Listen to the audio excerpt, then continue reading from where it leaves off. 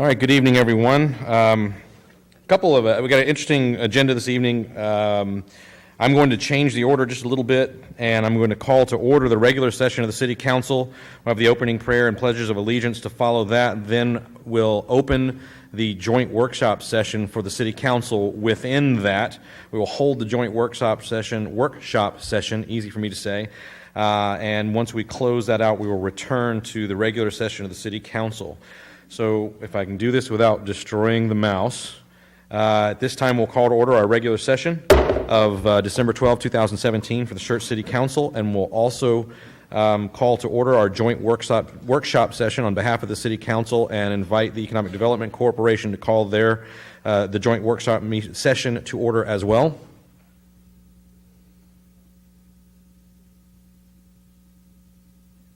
Thank you.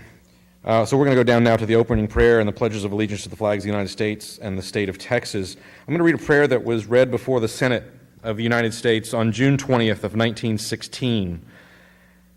And it reads as such: Almighty God, ruler of all the peoples of the earth, thou hast made of one blood all the nations that dwell on the face of the earth. Thou hast fixed their habitation. Thou hast said, thus far shalt thou go, and no farther. Thou dost stand guard over the rights of men by eternal law. Justice and judgment are the habitation of thy throne. We bless thee for the path through which thou hast led us as a people, and for the achievements thou hast granted unto us as a nation. Thou dost call us in our day to an ever-widening circle of influence. We pray that we may touch all people with the refining and uplifting power of the great ideals that have been our peculiar inheritance as a nation. If thou dost thrust us into the conflict of the world, may we go, still as messengers of justice and judgment and honor and love among all men. Preserve us from every evil thing, and may the motives and purposes of this nation stand the test of the judgment of God. For Christ's sake, amen. I pledge allegiance to the flag of the United States of America, and to the republic for which it stands, one nation, under God, indivisible, with liberty and justice for all. Honor the Texas flag. I pledge allegiance to thee, Texas, one state, under God, one and indivisible.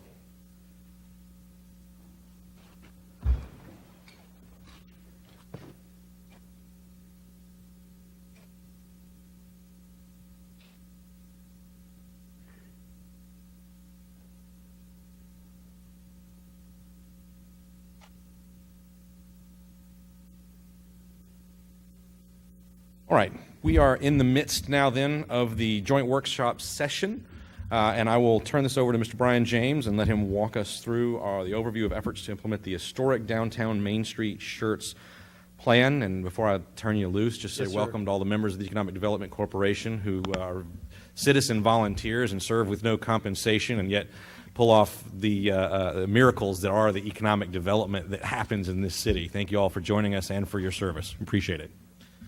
Thank you, Mayor. And before I get too far into this, I'd certainly say that if the members of the Main Street Committee of Council, the chairperson, Councilman Mark Davis, Mayor Carpenter, Councilmember Larson, and Councilmember Edwards, please feel free to offer your thoughts and chime in an explanation as I go forward, because certainly y'all have helped shape the direction that we're headed with this and what we want to try to accomplish. Just as a reminder to folks as to sort of why there's an emphasis on Main Street and how the citizens of this community have told us that. One way very strongly was with the ordinance that adopted the update to the city's comprehensive plan back in 2013. We often refer to that as the sector plan or even the gateway plan, and a decision was made to actually add the Main Street area to build on a previous plan was done to make sure we update and looked at. So I think there was a conscious decision on the part of council at that time.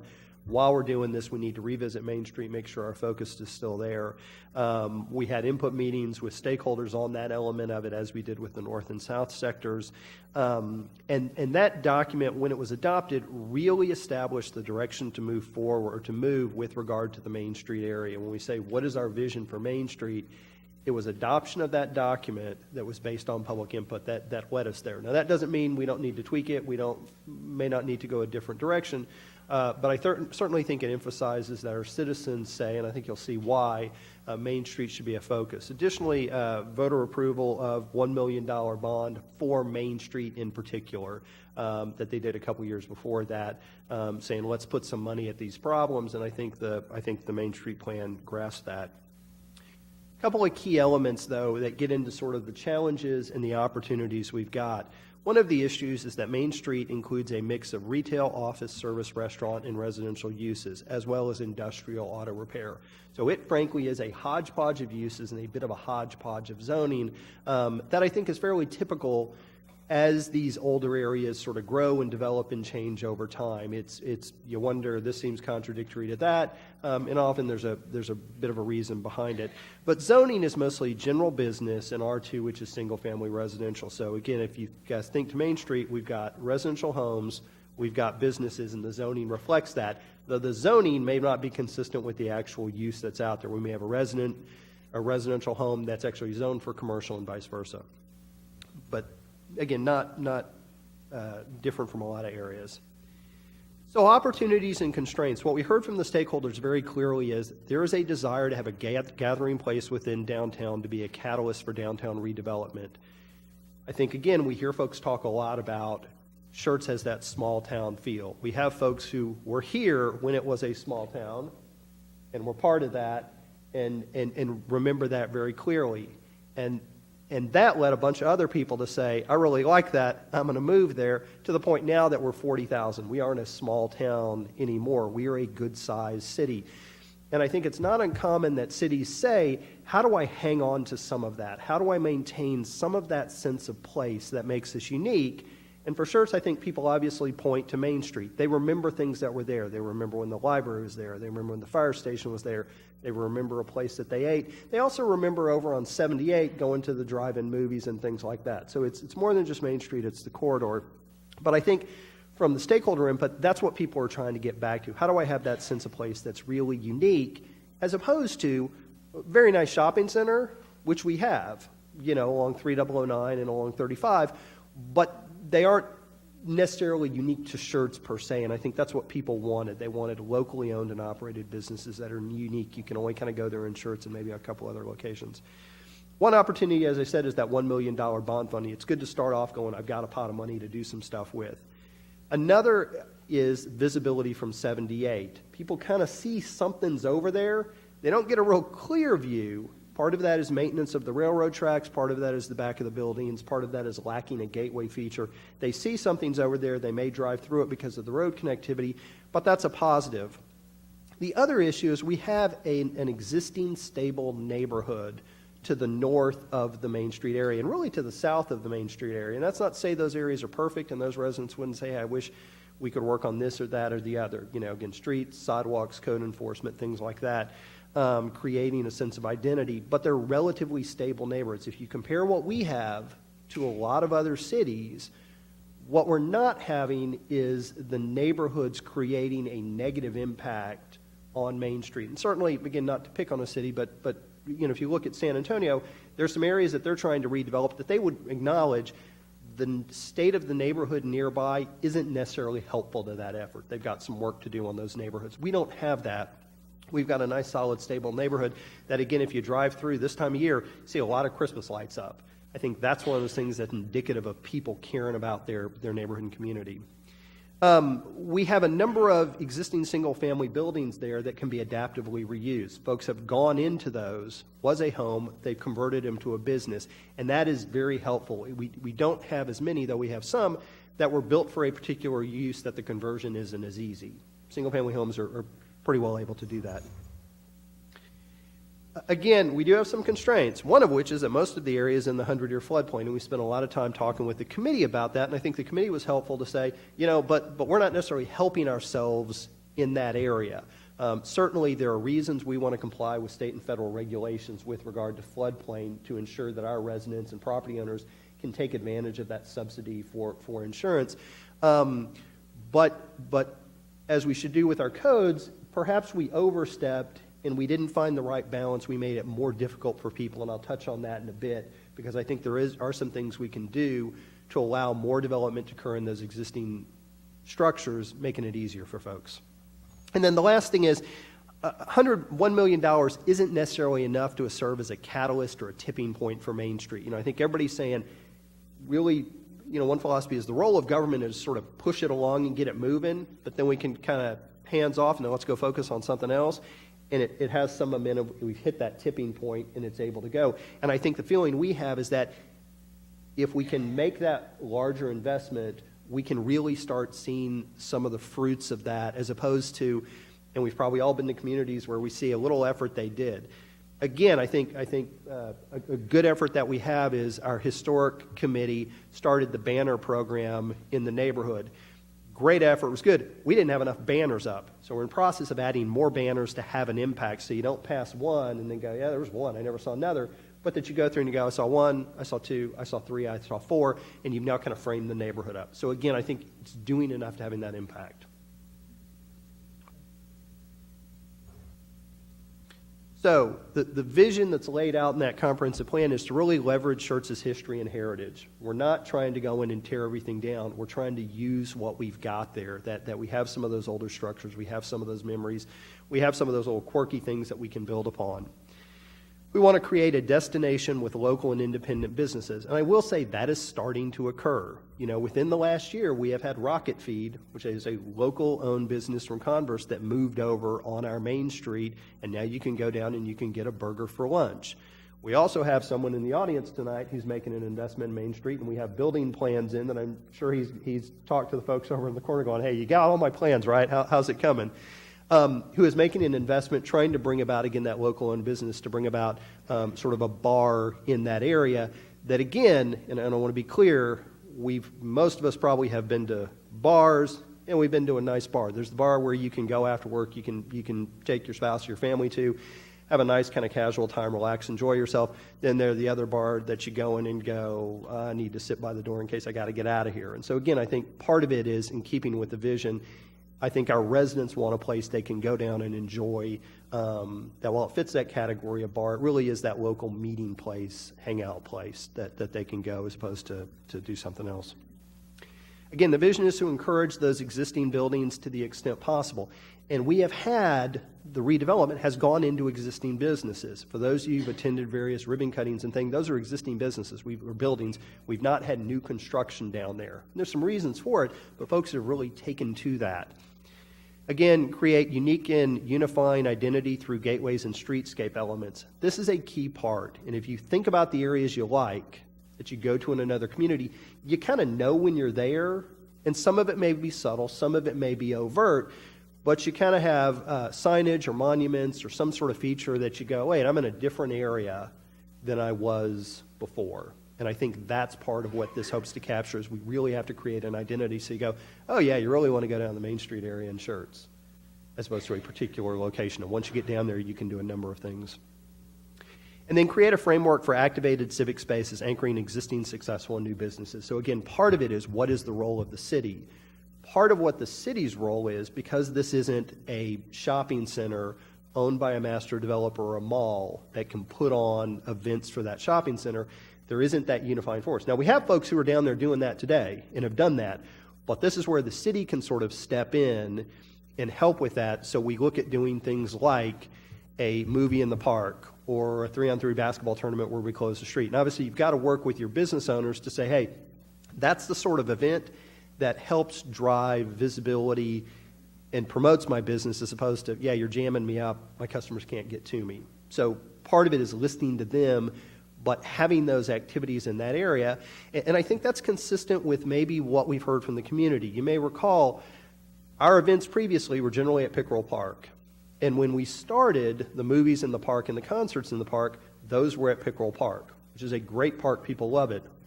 But we've also had people saying, when are you coming out to my neighborhood? And part of what Parks Department's been charged with is to get out and do some of those events in the neighborhood. Now, we may not get as big a turnout. We may get a bigger one. But the idea is that we're getting out and we're reaching out to folks in different areas, and this is one of those areas we need to reach out to. And I would point out that there are a few vacancies on Main Street, but some of the businesses we have aren't in keeping with that vision. Again, as we described it, I don't know that I heard anybody say, and this isn't a knock, 'cause these are growing businesses, they provide jobs, provide services. We don't have many people going, what we really need is a metal recycling place. That's a good fit for some of those auto body repair shops. They don't say that. They want a restaurant, a shop, little offices, things like that are unique to the area. And so that's a challenge we have to work with.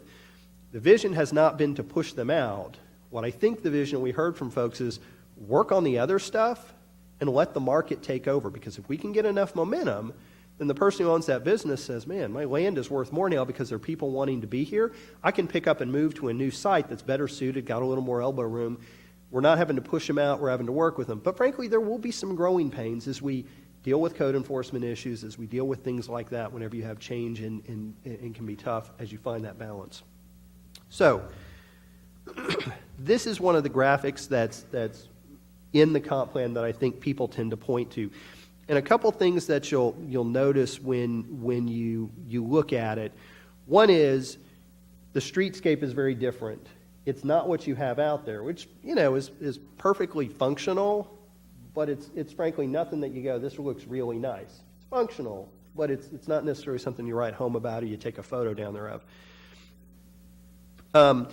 Other things we have is framing up the area so it has a sense of identity. You can see the limits of it. You can see some of the intersection improvements that have gone on in the graphic with this. And so, again, I think what the committee, my impression, I'd certainly like you to speak up, I don't see the committee saying we want to do anything other than what's in the plan. What we really are doing is this is the plan that has buy-in from the community. We want to activate it. We want to make it happen. The question is how we go about doing it.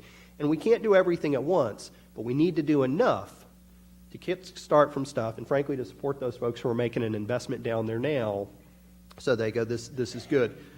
And I think one of the things is to really focus on where we can have the most impact. Where the city can have the impact are the things that an individual property owner can't do. An individual property owner is going to be hard-pressed to go in and put in streetscape or lighting or monumentation or wayfinding signage, or even provide communal parking. That's just something that's often not cost-effective for them to do, and they look to the city to do that, just as in a private shopping center, folks look to the owner to put those on. And so it seems fairly consistent.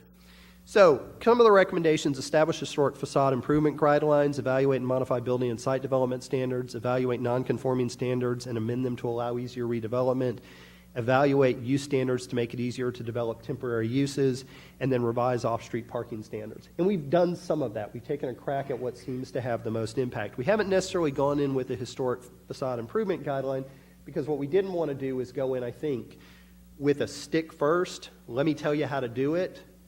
The idea is, let's see if we can get people doing stuff, and then if we have a problem, and I don't know that we have to this point, then we can see how we need to step in or the degree we need to step in if we do. But to some degree, if we can sell the vision on folks, hopefully they'll buy in, and I think with some of our grant programs, they've really done that. They've said, yeah, this makes sense. So actions to date. We did tweak the drainage regulations for Main Street. We've got a different standard with regard to no rise. We've got a waiver of permit fees that we've put in place. We've created the Main Street mixed-use zoning district that frankly deals with that issue I talked about of a residential home and a business that lets people convert back and forth. Because right now, if you're a non-conforming use, if you have somebody who's living in a building as a residence, but it's zoned commercial, if you were, when they moved out, to lease that to a business, an office building, a shop, to take a crack at it, and that didn't make a go of it, you couldn't convert back to a residence. And so it's a disincentive for people to take that chance because they lose that. And so this zoning district lets people move back and forth, and so it's designed to encourage folks there. We have the Main Street grant program that I think has been fairly successful. We've had another number of properties take advantage of it. I'll talk in a minute about it. I think we're kind of to the point we need to look at tweaking that to say, yeah, we've had people take advantage of it, and now we don't need to sweeten the pot as much, or we maybe need to target or focus it a little bit. Historic committee efforts, the landmark designations, the murals, the banners, they have sort of done their part to try to be on board with that. And then again, we've got San Antonio River Authority, which is doing the study of the Cibolo Creek watershed that's moved slowly, but that is a big long-term effort of what needs to be done to not make the problem worse or eventually to take it out. But I will say this, as I mentioned, there are things we can do today to be consistent with that, those federal and state guidelines, and make it easier for folks to redevelop. Because the concept isn't, we want to stop everything from happening, the federal government wants to stop everything from happening and just want it to decline and deteriorate and fall apart, so 30 years from now it's just all gone. The idea is, let's just make wise decisions how we do it, and what are those thresholds where we need to flood-proof or elevate, but we want people to be able to invest in those buildings. So, in light of the Main Street grants provided, one of the things we've talked a little bit about is revisiting the goal and structure of that program with council. Does it maybe need to be commercial uses only? What's the match level? What's the maximum amount? I think it's fair to look at that program and say, do we want to structure it a bit differently, or do we want to target a particular area of that? We want to present council with some of those modifications to the floodplain ordinance while remaining in compliance. But again, that is not making improvements cumulative. You know, you did this last year, so I've started your total, and then I add on to it, as opposed to every year you start from scratch. And then the other is, what's the value I use of that structure? Is it something that was 5 years ago, or do I look at the current value knowing that market values rise, and you wouldn't want to artificially stop that or set that at some point in the past, that literally we look up 10 years from now and go, yeah, it's unreasonable. You know, these buildings or structures are valued at $40,000, but they're on the tax rolls today for $200,000. That's we don't have to do, and so we can look at making those changes. And then really the last thing, and the point of this, frankly, after walking through that vision, is to try to have that impact we need going forward. So we've got the $1 million in bond money for Main Street. We also have about $400,000 from the 2009 street bond program. We're using that to finish off Schertz Parkway. We'll see how much we have at the end of the day, barring some surprise. But the idea is to put that money into the street elements. And then the idea, based on some things we want to do, is really look to EDC, maybe $300,000. But again, not sure. We may go a bit higher on the ask. But again, that's what we need EDC to tell us at some point is, hey, we have a comfort level here, stay within that dollar figure, certainly reasonable. Or to achieve the vision, try to do it within this, but if I need to go up a bit, it's worth it to hit that development and those improvements. So with that, what we want to do is the Union Pacific parking lot, we want to make it a real parking lot that's nice for people to park in. We also want to structure it so that we can have other activities and events there. So there are electrical outlets, it can be used for food trucks or things like that, that we've got the ability to do other functions there. Because right now it's not, nobody goes, oh, there's a nice place to park. And we think we can do that, but we think we can use it for different functions. We need those entry monuments. Again, the plan talks about that. So at either end, you know you're in this different area. It's framed up where the Main Street area is and gives that sense of place. We want decorative lighting in key locations. Again, we aren't, the money we're asking for isn't to have them every 20 feet, but in some of those key locations and intersections, have that decorative lighting to give a sense of place. Again, we want to fill in the gaps in the sidewalks. Some side, they're sidewalks. They're functional. They're not great, but we want to be able to come in and fill in the gaps so people can walk either side or move either side. We want to add bump outs at some of the intersections. Bump outs do two things. One is they frame up where people can park. They keep you from getting too close to the intersection, but they also, if you're a pedestrian, they shorten that distance you have that you have to cross the street. And frankly, Main Street is a fairly wide pavement area, so what we can do to create a bit of narrowness at the intersection, still move traffic, but make it easier for folks to move, that's what bump outs do. Decorative paving at a key intersection or intersections, again, it's not just a regular black asphalt street, but you've got something at the intersection. And again, if you look at the vision, you can see some of those things that frame up those intersections with decorative paving, with crosswalks for decorative paving, kind of dual use for that. So again, all of these are in keeping with this vision. Ornamental benches and trash cans. Again, we found this on Schertz Parkway. We got a lot of runners up there. We started realizing we've got trash in certain areas, and when we looked at it, we said it's because we don't have trash cans. What we frankly found is a lot of folks, when they're out running or walking, they'd grab an empty soda can and they'd stick it in a garbage can if it was within distance. But if you pick it up and think, how long am I going to have to carry this? You're less inclined to do it. So again, we want to have those things that go for part of it. Obviously, with any CIP project, you need design and contingency costs, so it's not as though I've got this dollar figure put in. We've got to pay people to oversee projects, do geotech, do the design work. And then again, what we want to do, and we're not sure quite yet, but we want to come back and have a nice-looking street, fog or chip seal potentially, so that when you stand out there, you go, yeah, the street looks good, as opposed to, yeah, we've done all this other stuff, and the street still looks very choppy. Again, it's not a rebuild. It's not a mill and overlay. It's really something to get a clean, more uniform appearance with it. And those things, again, I would say are all within that plan. And again, that plan is based on the citizens saying, we want that sense of place that's unique to Schertz. And then the other thing that's always been a big issue for me is if we give up on Main Street, if we don't reinvest in it, it's not going to go the way we want. And it probably won't stay the way it is. It will likely deteriorate because, frankly, we haven't made those investments in it. And that is more problematic than, frankly, just the people who are on Main Street. That becomes problematic for those neighborhoods on either side that now start to have those issues of decline. Some of you may remember back in the early 70s, we did a redevelopment authority that was, in fact, to do some things down on Main Street, and looking at him, to try to stave off some of those. And so, again, I think those efforts were well done, but we need to keep at it. If we give up on it, we have a problem. So, again, with that, the idea is to try to figure out how much funding we've got, to then be able to really sit down with stakeholders and go, I need to hear from you. I need to hear from the business owners, those property owners, to say, yeah, you've hit the mark here, or you've missed it on this one, so we can move forward. Because what we don't want to do is start down a path and not have enough of an impact or misstep. And with that, then my next one is questions and discussion. Thank you, Mr. James. I appreciate it.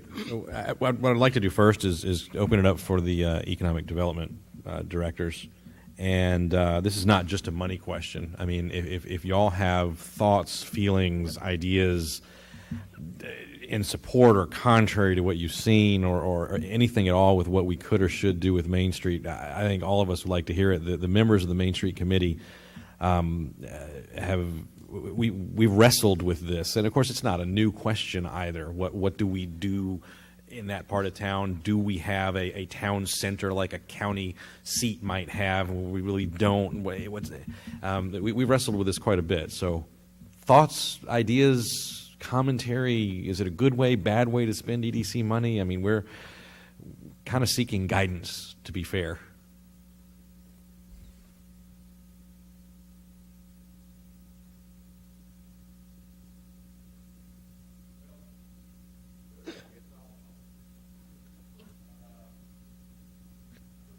Judge, grab that microphone and we pull it toward you there because it'll pick it up on the DVD recording well that way. Thank you, sir. Hello? Okay. There you go. Okay. I'm a business owner on Main Street. We have a facility that we just spent a lot of money renovating, and we're continuing to renovate. And if I can tell you that the first problem, in my view, on Main Street is parking. Yeah. And the second problem on Main Street is parking. And the third problem on Main Street is parking. And it's not necessarily parking for patrons or people that want to come there, in my view. It's parking for the existing businesses that are there. One in particular is that body shop. I mean, you know, that's a dog's breakfast, quite frankly. I mean, it's just cars everywhere, and I don't understand why, you know, I guess this was before, I mean, many years ago that they allowed that business to go there and not have adequate on-site parking for it. And, I mean, up and down that street, you go up there I drive that street every single day. And there is cars lined up and down and up and down and in and out. Now, there is a lot that was purchased, I think, and then it's fenced off. It's just an empty lot.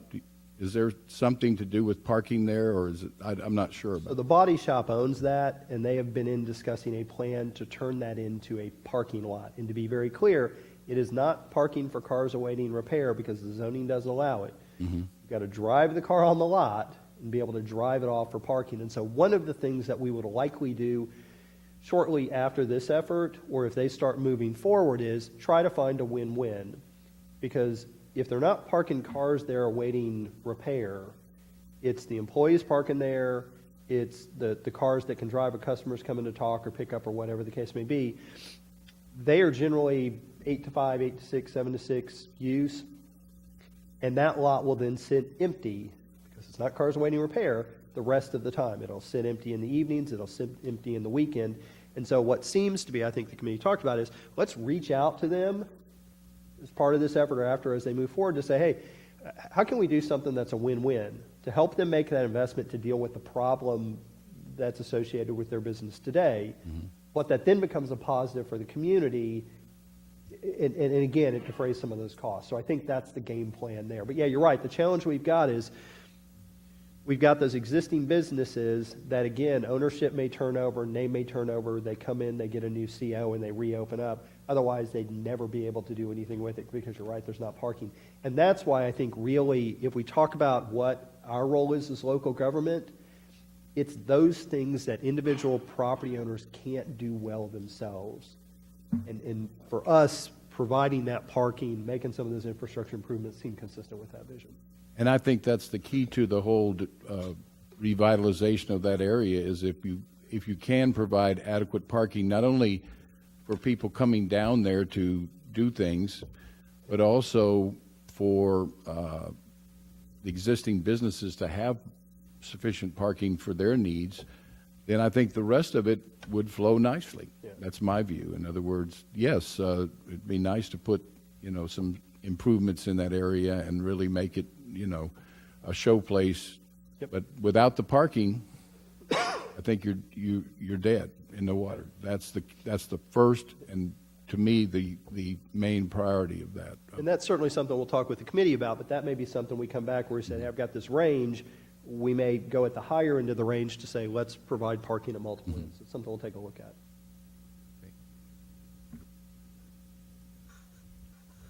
Got a question on the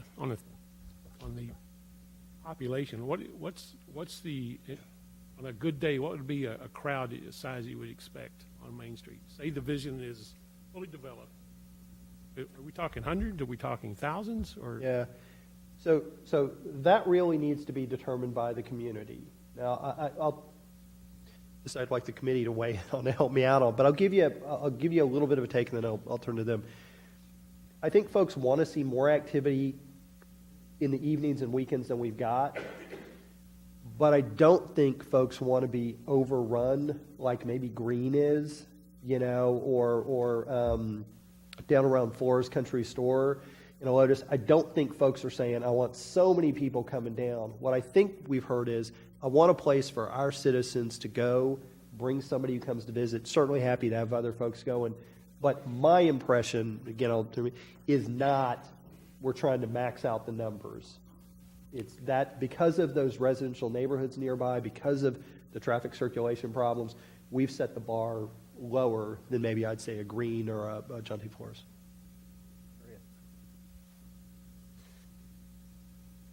flood mitigation?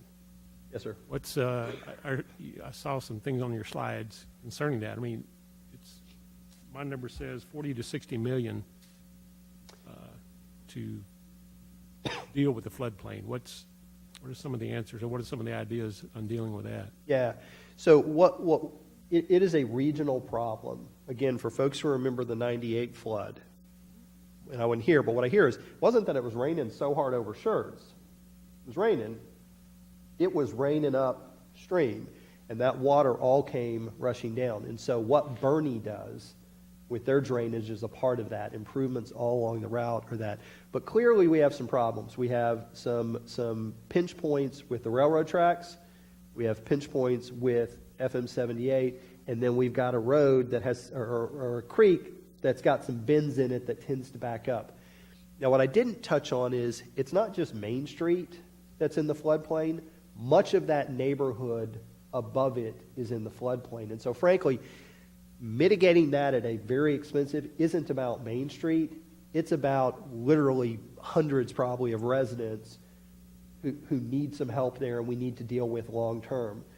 The short term is we've got to find a way for them to keep making a reasonable investment in their property. And that's where I think as we've looked at our regulations, after we've had a few years' experience, we said, what we went at, we were trying to do something, we overstepped and have created an additional problem. We didn't mean to stifle it this much. It was really just to keep folks from making an extreme investment without floodproofing or elevating. Yes, Councilman. Mr. Edwards? Brian, can you go back and kind of describe what the rules are with FEMA and how much you can actually put into a building? Because we talked about that. Sure. What the investment would be for each one of the business owners or the homeowners there in that So area. what you've generally got is a cap of 50% of the value of the structure. Now, that's kind of the basics of it. So if you've got a $100,000 structure, not property and structure, but the structure, you can come in and put in $50,000 worth of improvement. Now, again, the way we do it is we tend to look to the appraisal district. Frankly, we've had some other folks who've said, yeah, okay, that's great. That's not really the value of it. Let me show you with an appraisal, and it's this. And so there's some flexibility there, but there's a cost to that.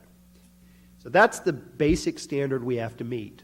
What we tried to do is deal with a problem we thought we might experience, which was people coming in year after year, making that 50% improvement. That improvement then sends the value of the property up, and then they now, instead of being $100,000, it's $135,000. So they've got the other, whatever, $17,500 if I have my $35,000 divided right, and then they would keep coming in and doing that. We've not seen that. I think we were just a bit overzealous. The other is we said, do we want to let them take advantage of that increased property or structure value from making that investment? We said, no, let's cap it at a year, and that way we stay there. What we frankly failed to realize is that, I think as we hear from citizens, property values are generally going up, value of homes and structures are going up, and this doesn't put the folks on Main Street on a level playing field. We've capped them at this artificially low value, and so you could see how that would play out in 10 or 15 years. We've got this vastly low artificial cap that doesn't let people do anything. And so those are two of the changes we're looking to mitigate. But it's a 50%, but we can make some modifications to really allow much more to happen, I think, in a lot of cases. And again, we'll watch it. If we need to come in and tweak or add some, we certainly can. So Brian, could you also follow up on that with if there were a empty lot and someone wanted to build a building or something of that nature, how would that affect that person? Sure. So for a new structure, and this is in part why we haven't had that happen yet, is that new structure needs to either be flood-proofed, so it sits where water comes up but it can't get in, or generally what you do is you elevate it, so you go up a couple of steps or you go up a ramp to get in because it's set above. We've not had folks do that, and I think because there's not been enough, the market has not pushed that direction. If we can get more activity in those existing buildings, then we think it's going to make sense going, hey, this is a going area. City's made an investment. There are a bunch of good businesses here. I can make a go of it. Now I'm willing to put in a bit more to build that new building that's flood-proofed or elevated. I think is the concept. Other members of council? Mr. Crawford? How much of the $1 million do we have available today? I know we spent a little bit of that money, but is it significant of any Yeah, consequence? nominal amount. Just bringing the firm on to take a look at a couple things to give us some ideas, but it's pretty much all there, and we've been collecting some interest, so it's right about $1 million.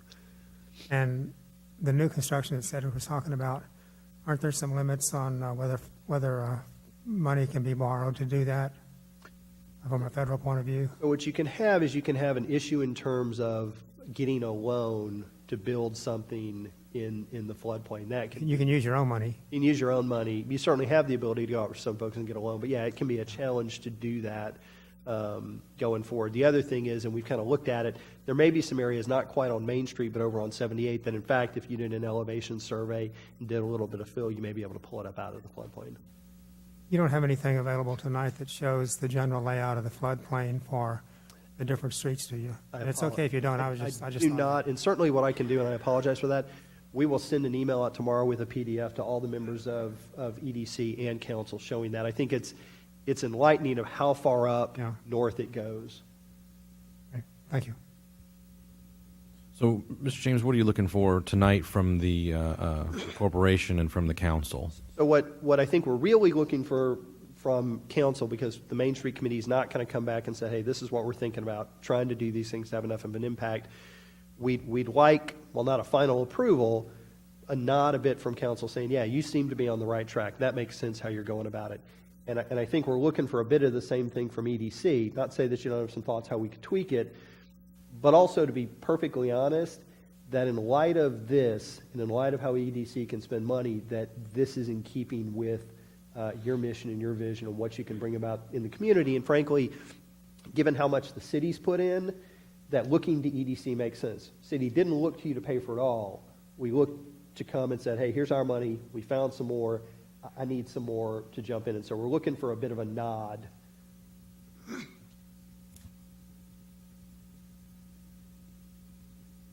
I do want to add to that in discussion that we'd had before, but just to reiterate other areas where, so EDC, to be very clear, the participation from EDC would be only for the infrastructure, for the, it would be for infrastructure which is allowed by EDC because it promotes new or expanded businesses. So that's the one area, and we believe that that falls in line.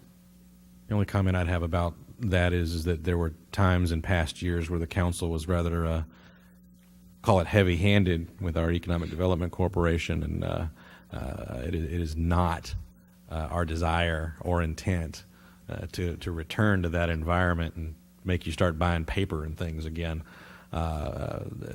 We absolutely look to you and your expertise to either say, yeah, that looks like something you might be interested in, or tell us, I think you're on your own there, folks. So this is by no means a, hey, we think we have the answers and think you ought to pony up some money. This is just talking for me personally as a member of the committee, we don't have all the answers by any stretch. It's a challenge, and we've been wrestling with it for months now, and I guess we've gotten to a point where we want to say, okay, how much money do we have to work with? What can we do? Go do some more work, and then bring that back to both bodies and to the public and say, are we close enough to pull the trigger and spend money here, or do we need to keep working? So, Mr. Gutierrez? Quick question. Did the committee evaluate the possibility of making Main Street a one-way and putting angled parking? So we may have touched on that a little bit. Again, the issue with the one-way part, one of the issues that we've looked at, I think, from me here, the staff's gone out and looked at based on some of those comments, because we want to try to maximize parking. There's not quite enough room to do angled parking and make it fit. So we have not looked at one-waying it. Again, from my perspective, until we sort of solve some of our problems on 15, 18, and 78 and those connections, folks really need to be able to move both ways down on Main Street. What we want to try to do is slow them down and get them to stop at some of the businesses. Thank you. Mr. Davis? I just And want Mr. Chairman? Thanks for that, by the way. Oh, yes. I just want to say, first of all, thanks to the city staff. We've been going down this road for a couple months now, all with the vision of how can we move on this comprehensive plan in the Main Street area. And we've been very deliberate in our meetings. We started off and spent a considerable amount of time just on the floodplain issue, because we know that is a significant impact. Probably more of an impact than the lack of parking, because it limits what property owners can do. But parking was certainly the second biggest issue that we talked about. We did talk about traffic flow patterns for a bit. We did talk about diagonal parking, and several other options. But at the end of the day, when we got to the end of this, where the committee is at now, the subcommittee, and I don't want to speak for all of them, but it seemed that we have a shopping list of things to do, and unfortunately the bond doesn't get you a good way through that shopping list, which is why we asked the staff to go back and see if we can get a joint meeting and discuss this as we go forward, because I'm of the persuasion that if we're going to do it, let's do it right. It doesn't do us any good to turn around and stripe the street for parking and pave a parking lot if people can't get from one side of the street to the other because it's not safe. It doesn't do us any good as a community to make that a gathering spot if we go down there on a Friday night or Saturday night and it's completely dark because there's no street lighting along Main Street. So we have a series of problems that range from parking to lighting to safety, and what we'd like to do is make an impact down there. And unfortunately, that's where we're at now, is what leverages, what pots of money can we leverage beyond the straight bond that was approved by the voters to make a significant impact on this. So like Mr. James said, people go down there and say, this is the Schertz Main Street, or this is a reason to come down there. And then also support those activities, what we talked about earlier in the year, when we talked about things like a food truck battle, a food truck festival, a beer or wine festival, whatever the city can do to help promote getting residents down there to visit and participate in activities on that side of the community. Mr. Edwards? I will say this: we did discuss the roundabouts, and we talked about one-way, and Yeah. I'll certainly say that that's an old, tried and true method. I just got back from Philadelphia the other day, and I can certainly tell you the roundabout is everyone's using the roundabouts. Yeah. I mean, even if it's old, it's an old, tried and true method. I don't think we count that out or discount sir. it. Baltimore, Annapolis, Columbia, D.C., New York City, they all have the roundabouts. Even in Atlanta now, you see the outskirts, the older cities are going back to the roundabout. FM 1518 and the I-10 frontage road plan to step around about. So, yeah, I think points well made. Folks are getting more used to it. I think that, but someone said we've been talking about this for months. We've been talking about this for years. One of the first meetings I went to was the Quality of Life Initiative that was done down in the Knights of Columbus Hall when I first moved out here. Mr. Richards, you remember that. And I can certainly tell you they've been talking about Main Street since 1997. At least that's the first recollection I have of it. So we have to do something. We have to do something. But the question is, to what measure do we do? And how far do we want to go? But we realize, too, at being on the committee, our hands are, we can't do it all by ourselves, so that's why it's important to have EDC on board with us. Yeah, and I think again, to echo those comments, the next step really is, and again, until you see exactly what's proposed, there's probably not a comfort level shift in those funding. But if the concept is, yeah, I could see us getting there with what's proposed, then what we would do as the next step is sit down with the Main Street Committee, talk about a public input meeting, invite EDC there as well, and really kind of float this with folks and say, have we hit the mark on it, and then come for the money and go full bore at it. Knock it out this year. Okay, Mr. Crawford? Mr. James, have you been given any kind of indication about the Cibolo watershed that Sarah's working on, about when they might have some answers or what we have to do to, anything at all? It's a slow-moving project. I think there are a lot of players Several involved. years at least? It probably is. The good news, though, is you've got Sarah who's saying we take an interest in it. So, I think this may be something that we're going to talk about at the strategic planning retreat with council, which is really, how do we tackle some of these big questions? What does council want to do with regard to some things like this big floodplain issue? To have a game plan. It's not going to happen overnight, but that y'all set a direction, staff can start moving that way. Thank you. Please. One of my board members had another question.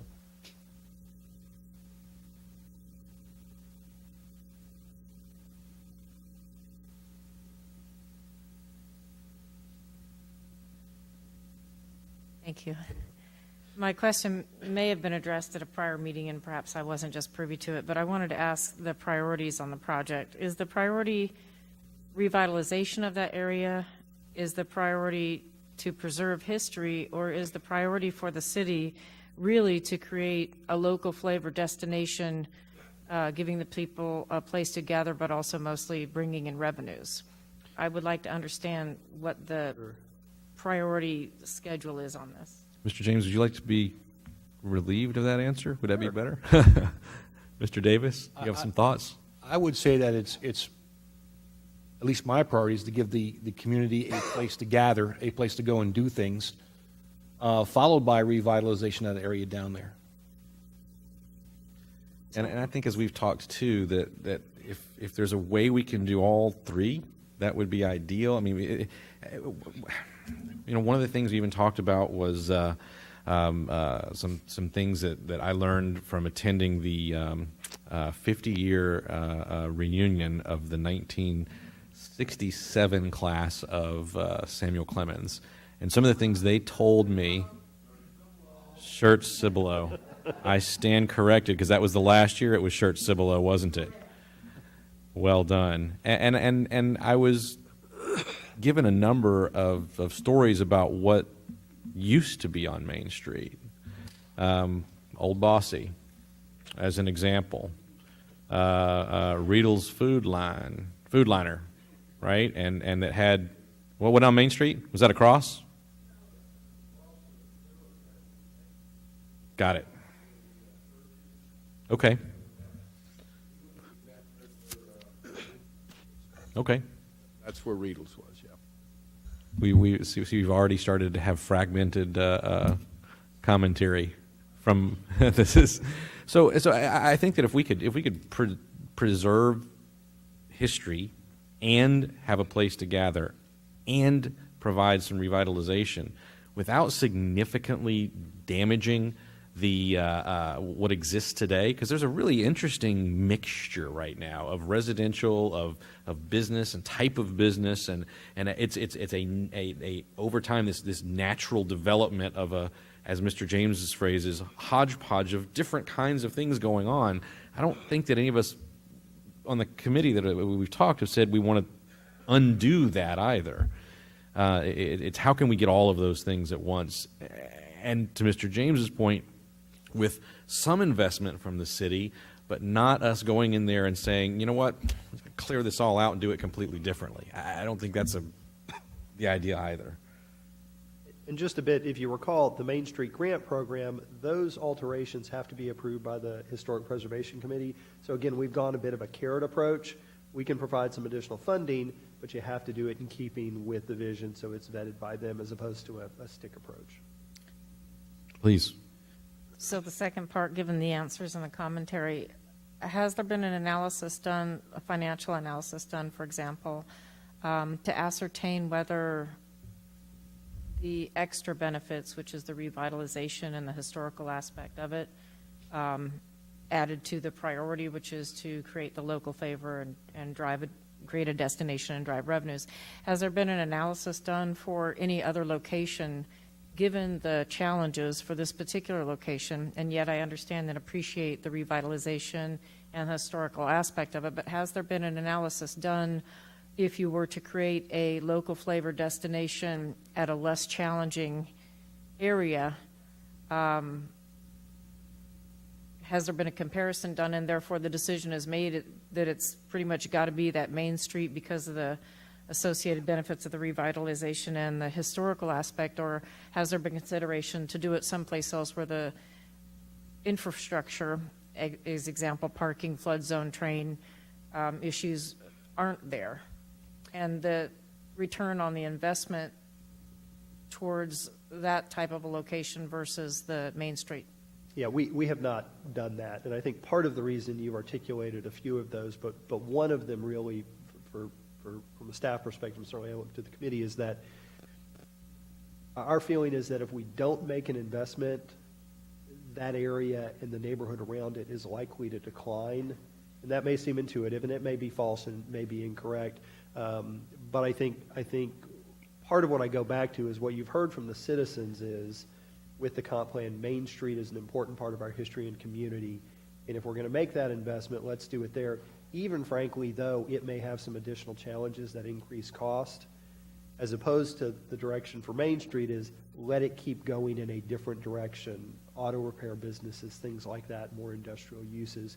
That wasn't what we heard from folks. So it's not to say it's right, but I think what we took from the comp plan update was, yeah, it's got challenges, but all the more reason we need to make an investment.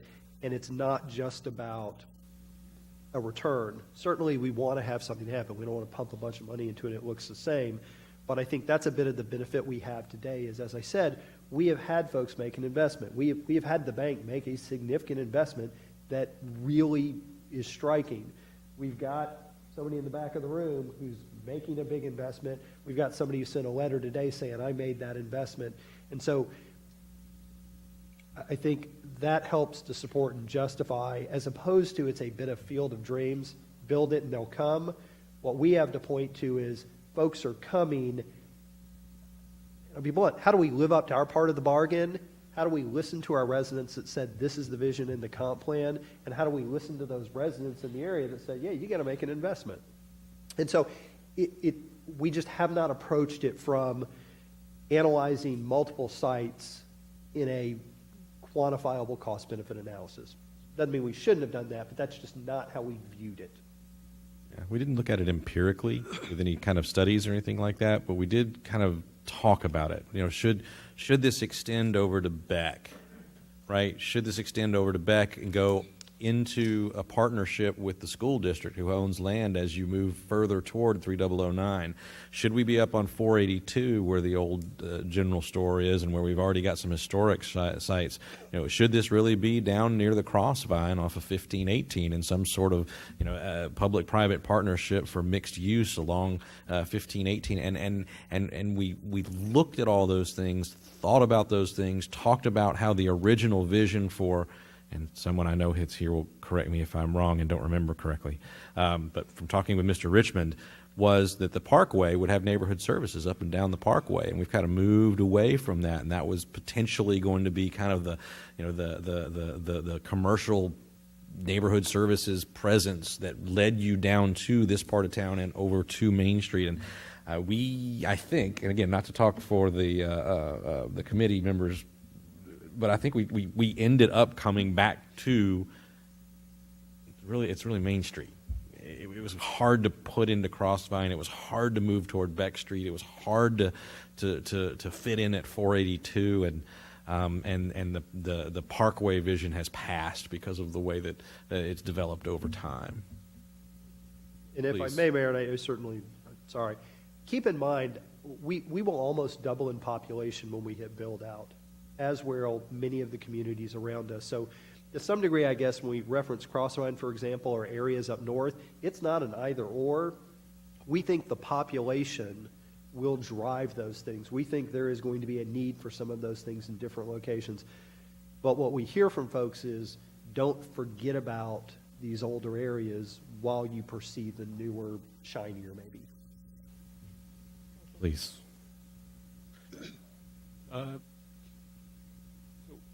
What's your feeling? I hear decline is a concern. What as far as that particular area? Sure. Is there any historical? I mean, has it ebbed and flowed in that particular area? I mean, you talked about something going on back in the 70s, as far as some sort of revitalization. And you kind of start there and bring it forward. And I think you can. I think if you, again, and I'll look to the folks who've been around a while and whatnot, and I think they would probably tell you it's not the same today as it was. And what I hear from folks in stories is it had times where it drop off, but then it'd come back a bit and drop off.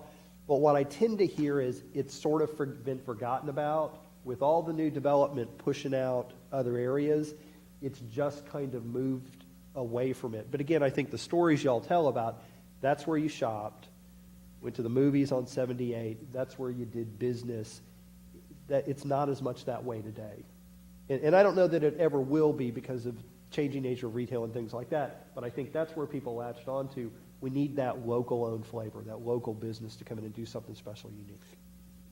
so when you talk about decline, are you talking about crime? Are you talking about property values? Is it Talking all of that, yeah. I think what I would say is one can see throughout the country is when particularly two things happen. One is the new highway comes through a community and shifts all that focus to a different area. We've had a bit of that with 35. It wasn't a new, but it grew and expanded, and we'll have that a bit with 10.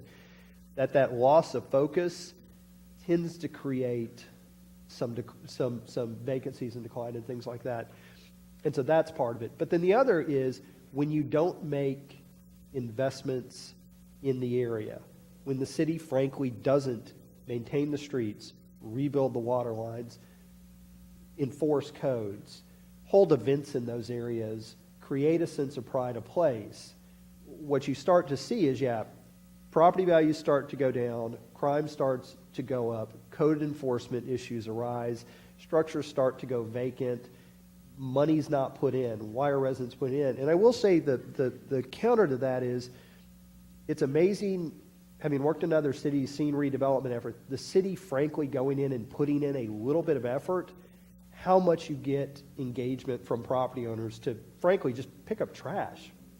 And so I think that's where you can see it. And again, not criticizing San Antonio. I think you see areas, Houston, Dallas, et cetera. But San Antonio is very clear.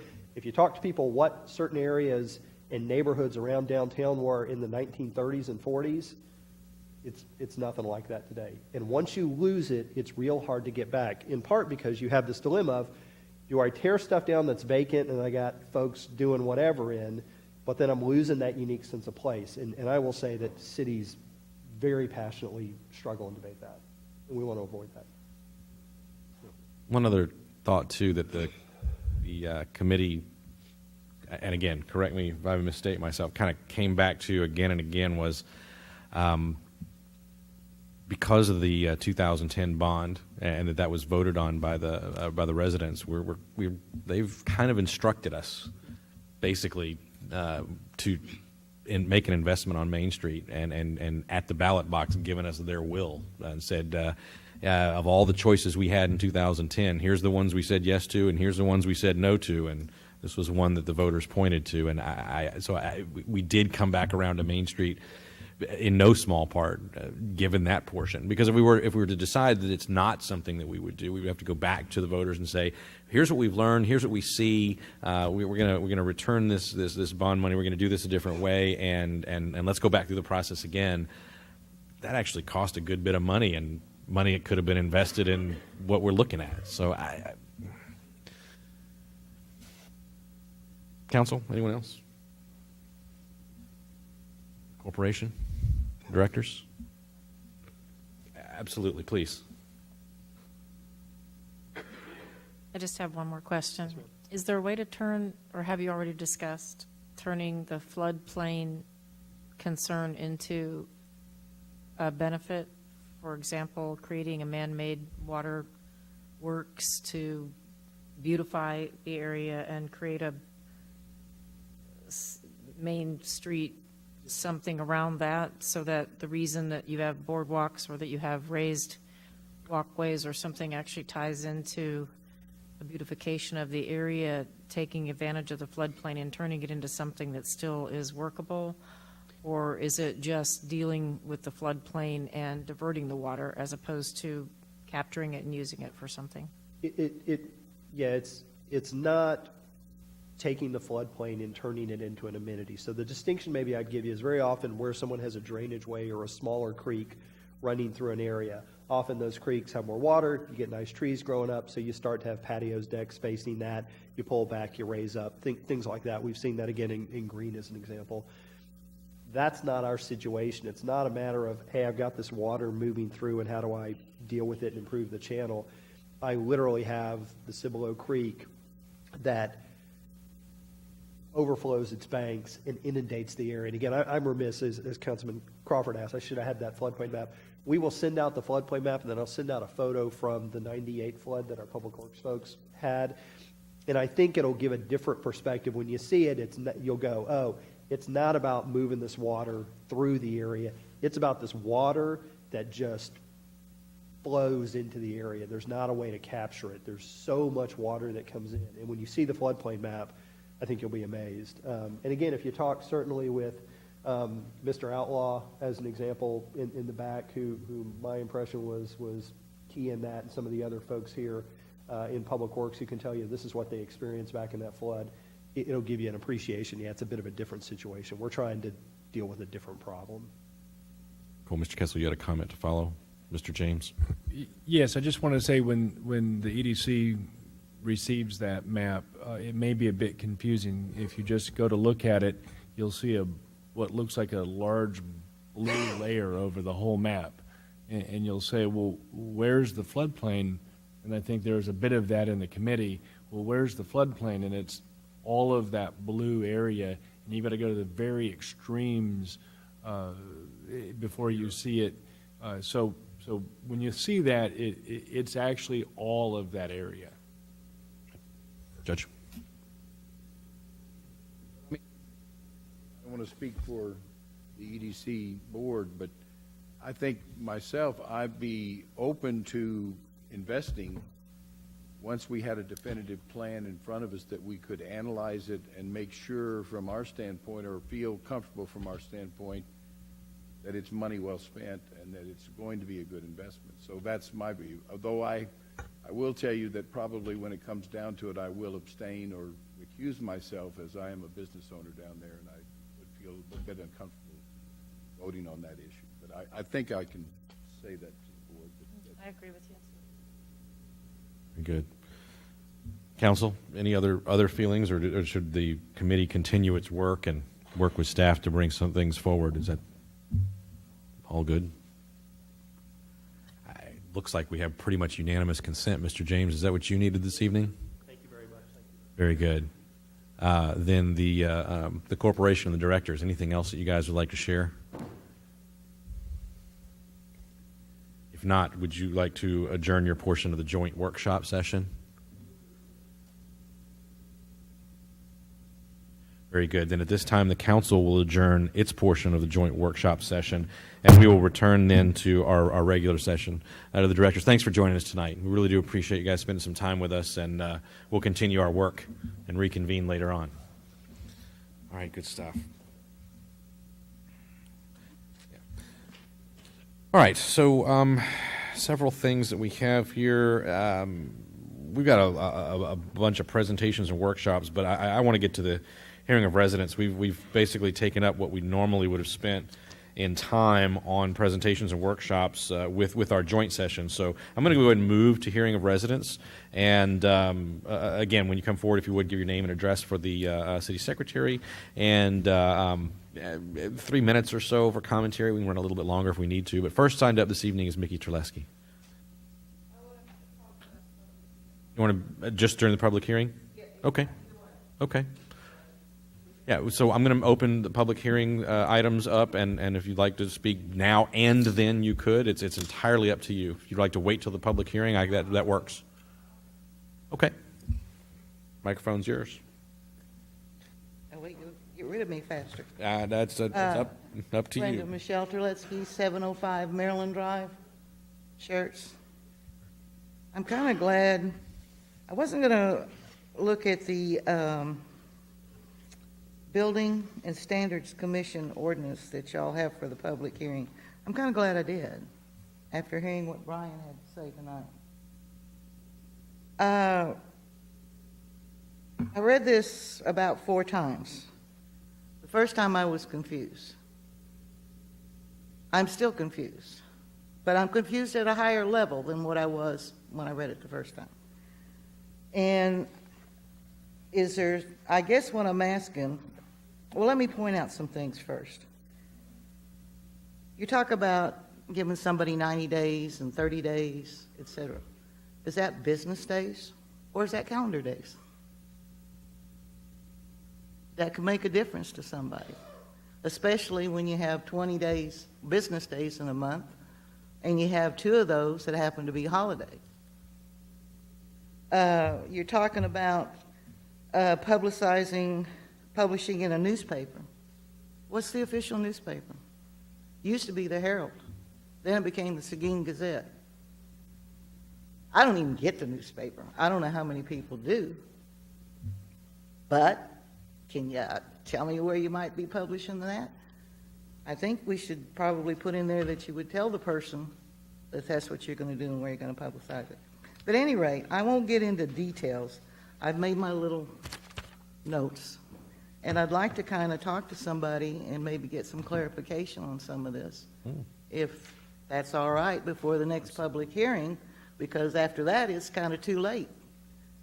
But I do have, and they may be minor things that, y'all are more educated than I am and understand things better than I do. I'm just looking in, as a citizen, what I see and what I don't understand. Go ahead, Mr. Kessel. I was just going to say, factually, we're happy to sit down and visit with you, Mr. Lutsky. We'll set up that meeting, and we will go through it line by line, word for word, and whether we have the right answer or not, you'll at least have our answer. I appreciate that. Yes, ma'am. And as a matter of factual and procedural stuff too, this will be first reading tonight, and we will have to have a second reading because it's an ordinance, so that will happen in the future. And if we need to delay that second reading, we can certainly do so. Okay, appreciate it. Thank you. Yes, ma'am. Thank you. Next on the list this evening is Dwayne, and I'm going to try to pronounce your last name, and I'll invite you to correct me. Conques? Conks. Perfect.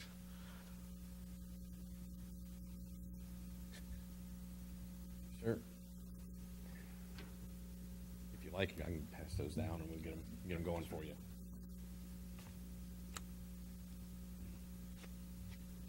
First of all, I'd like to thank you for allowing me this opportunity. The reason I'm here is to discuss a parcel of land in front of the neighborhood called Oak Forest and adjacent to FM 3009. First of all, I'm Dwayne Cox. I'm retired Air Force. I'm a retired high school teacher in Texas. I've been a citizen of this city since 1979, when in November I and my family moved from the Randolph Base Housing into Oak Forest. So I've been here a while. That was the beginning of the neighborhood Oak Forest, really. And one of the primary developer at that time was Coy Simmons. We were led to believe, moving in there, either through direct conversation or implied, that that piece of land would always be there as a park, sort of. That it wouldn't be developed, and we'd always have a nice entrance to the neighborhood. Then, a few years later, Coy Simmons got the idea that he was going to develop it and build a several stories high office building. And of course, this did not go over well. I was asked to organize and lead Oak Forest and to organize all the neighborhoods in 309, which I did, and we had a meeting with the city council. And Coy Simmons was at one end of the table and I was at the other, and several people. And the bottom line is, we said we did not like the idea of an office building looking down over the neighborhood. Plus, I brought up the implication that it would never happen. And during the break, I talked to Coy Simmons, who is a very nice man and much taller than I am.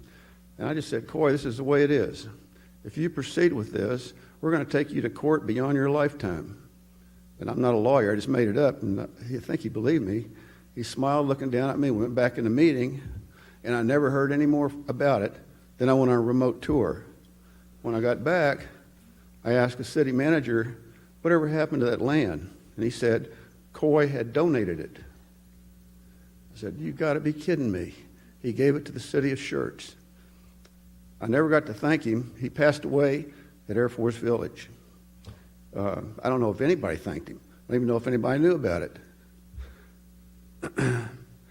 We have that little park in front of our neighborhood that the city has built a real nice drainage ditch over the years, put bridges and culverts, and recently put a sidewalk through it. So it really looks nice already.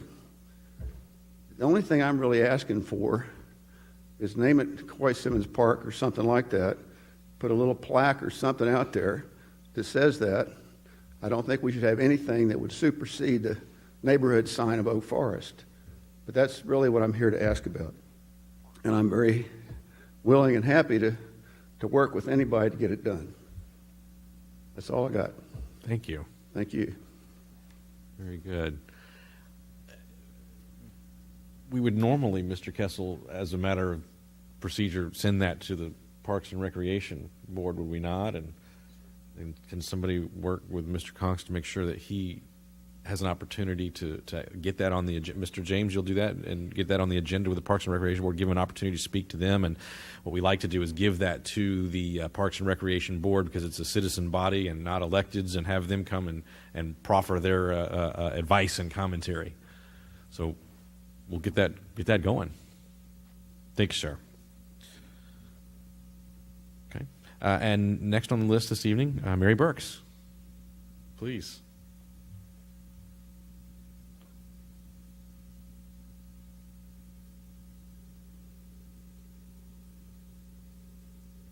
My name is Mary Whitfield Burks. I have one disappointment. When I sold that land on Main Street where my house used to be, they told me they was going to leave the tree there, and they didn't.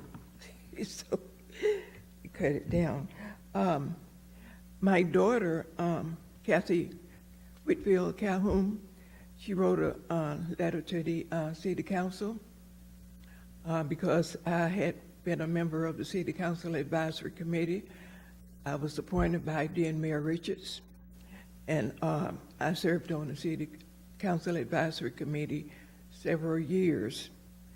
And she says that she decided to write a letter to ask the city to name one of the parks for me. because of the time that I had spent on the city council. I was asked to join the city council advisory committee because we needed to do something to Schertz, because when we moved here, Schertz was 700 and some odd people. All 7 of my children lived in Schertz, and the youngest one is Major retired Alan Whitfield. He's the dean of the School of Excellence in San Antonio. All of my kids graduated from Samuel Clemens after it was built. We did not have a high school. But anyway, she says that all the time that I had spent on the City Council Advisory Committee and was asked to join because we wanted to build this city up. It was nothing but dirt roads. And so in order to do that, it had to be an African American on the city council. And there were not. So Ann Richards, which was a friend of mine, she asked if I would join. Mayor Richards appointed me to it so that we could get $44,000, borrow $44,000 from Washington, D.C. for the urban renewal. They did loan the money to Schertz. And I don't know, that was all. I don't know what Schertz, well, they paid them back or not, or when Schertz paid them back. But they got the money, and we started building. And we decided that Main Street was going to be just for business. So that's why I sold my home and moved and had a house built in Parkland Village. During the time that I was on the City Council Advisory Committee, I suggested they name the park in Parkland Village, but one of the members was on the advisory committee, and they did. And there were other things that I contributed to the city of Schertz. And I asked one of the city council members before I decided to take a short trip to Birmingham, Alabama, because my home is Selma, Alabama. I have a problem now because one of my sons, Sergeant Burl Whitfield, Army retired, died in August, and I've been trying to adjust to that. And so I called and said I was going to go to Birmingham, but then go down to Selma, Alabama for a while, and then come back, and did they know anything about the letter that my daughter had written to the city council. And I was told that they didn't know anything about it. I'm not going to say who I asked or anything, but she never did get any reply of anything. She had her address on there, her telephone number is on there. She's a really decent person. She has been employed at Randolph Air Force Base for 30 years. I have a daughter, Deborah Whitfield, has been employed there for 40 years, and they have never been any question about their integrity. And so I decided that I would come tonight and ask what happened to the letter that she wrote to the city council. I have letters from San Antonio people when I lived in San Antonio for a while, and then I moved back to Schertz. Some of them wrote about me. I have never had a problem getting an answer, about something. Even when I was going to El Paso and setting up the Center for President Obama, anytime we asked anything, they always answered us, and they always sent us an answer back, telling us the place is ready, where we're going to be, Alamogordo, everywhere. And I'm really disappointed because we did not hear anything from the city of Schertz. I know that this is a large city now, and I know that we were responsible for it being a large city. But the thing is, I'm disappointed because no one took the time to answer the letter that my daughter wrote to the city council. And that is a disappointment. I know that Schertz is large now and it's not like it used to be, but everything that she put in that letter is true.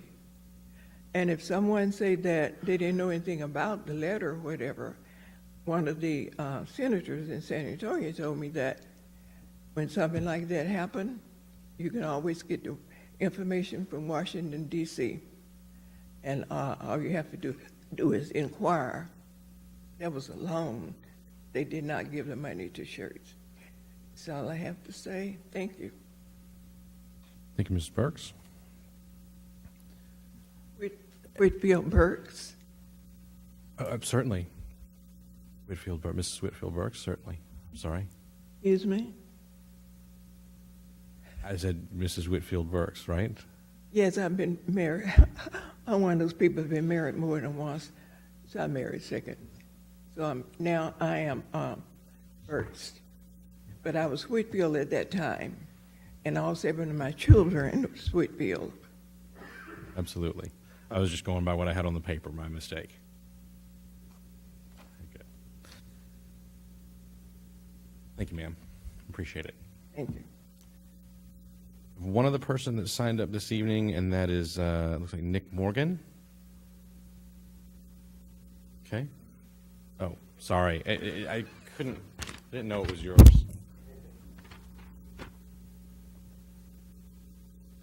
Please. Thank you. I'm Nick Marquez, 2520 Cedar Lane and 533 Main Street. Thank you for giving me a chance to come and talk. Brian James invited me here to discuss more. I just wanted to kind of piggyback and, I'm going to try to condense what I have to say really quickly because there's so many good discussions about the Main Street. I just want to come from a small business perspective and, as I'm making the investment into Schertz. I am a resident of Schertz since 1990. My grandfather was involved in the city. I have a current bar in Cibolo called Old Main Ice House, for those that you know. Essentially, I love Schertz, and I want to invest into Main Street very badly, and we have purchased a property. We have turned in the plans, and everyone's, the vision for Main Street, I think, is, I'm just trying to answer all the questions that I heard people discuss. The biggest thing that is needed right now from the city standpoint, I think, and is parking, as they said, of course, and lighting and monumental signs. And I think as far as a long-term investment into the Main Street, I think it's possible, but I don't think you need to focus on that. I think the current right now is $1 million. If that's what you have available right now, we honestly don't even need that. It's really the lighting. I've been driving down there almost every night when I leave my other bar. It is very dark, and some sort of basic lighting, just temporarily. My business is planned to open in April, and what's going to happen is people are going to go down there. It's going to happen. It's going to be a very good draw. It's more upscale, but it's more welcoming to everyone.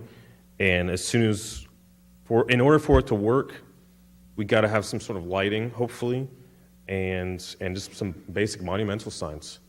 That's the biggest draw. And overall, there's so many different. Long term, I really don't think there would be an issue overall if parking, if everyone works together and do it. There's some opportunities. There's the leased space from the Union Pacific Railroad and expanding on that a little bit, and then also just the city, depending on what happens, is possibly using that money and purchasing a property or two due to the low appraisals and turning into parking. And sorry, I'm overwhelmed. There was so much things. I should have just kept the list. So sorry. But I think overall Main Street is going to be, it's kind of 40 years in the making, and it's possible for sure. It's just, we just need to work together on a small business side. And what I've seen so far, I'm not worried about it at all. But I just think starting something as soon as possible is the time, since we are making that investment, and the bar will be a draw. It is that anchor space.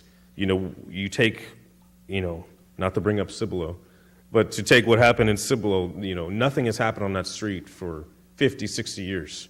And, there's a difference. There's a thoroughfare going through there to their city hall. Main Street is a little bit different in Schertz. So we've turned that into, a booming area. The property values have, jumped 5 times. There's fights over properties. There's investors coming in wanting to take over. There's revenue. So as far as, the lady asked about return on investment, even putting $100,000, $200,000 into Main Street is going to be a return in investment for sure. Because if you look at what the city of Cibolo has spent on Main Street in the past 2 years, it's totaled $84,000. That's it. And it's just for sidewalks. And if you put it into the parking lot that they're about to approve in the railroad area, that's maybe $100,000, $200,000. And Old Main Ice House has gone from 0 to $1.2 million in sales for the year, just on that business. Now we have the wine bar. Now we have the mill. I have a property across the street that we're turning into a restaurant. So really, letting us roll, and we just need lighting and safety. That's the biggest issue as soon as possible. I'm not trying to push, I don't want to, please go through the process of whatever, but when we open in April, more people will be coming down right away. So they're going to get that initial thought, oh, I didn't know. One, half the people that have lived in Schertz are not going to know Main Street is there. So we need to make sure that it's lit and safe at least, and then expand. Because then people will keep revisiting and it will keep expanding. As Main Street in Cibolo has expanded, it's continued to expand. But if you go down there, if I open and we don't have any sort of city backing, I guess you can say, it may not work as much. Because that first 2 weekends, if it's dark, there's no parking, we don't know where to cross the streets. So that's the biggest issue, is just set lighting in certain part of the Main Street and finding a way to at least clean up the parking lot in the railroad area. And then we would like to, help landscape as well, as long as we can see, lights and things like that. So I have so much more to say, but I will say it another time. So thank you. I appreciate it. Absolutely. Thank you, sir. All right, we'll go back to our regular order. The next item on the agenda, we have city events and announcements. So Mr. Waite, you have that one? Thank you, sir.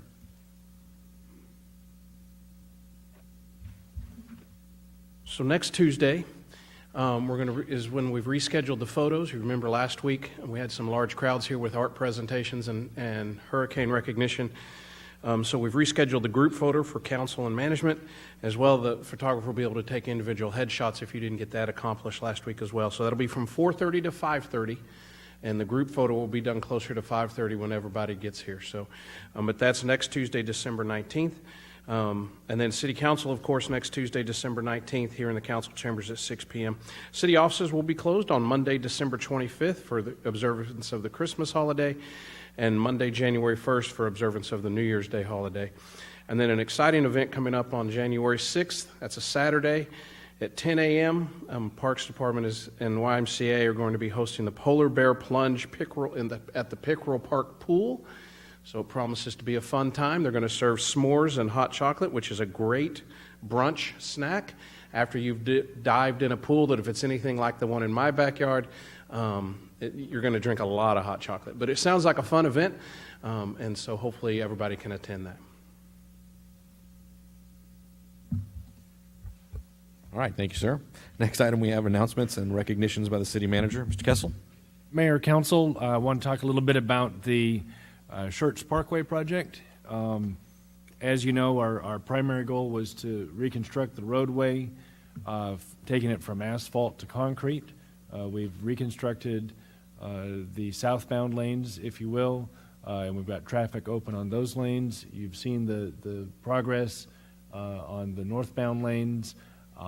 We're getting to the time that we have to address the intersection. I want to kind of cover that. Obviously, one of our goals is to construct the project as quickly as possible without sacrificing the quality. Another goal is to phase it so that we can manage those traffic ins and outs.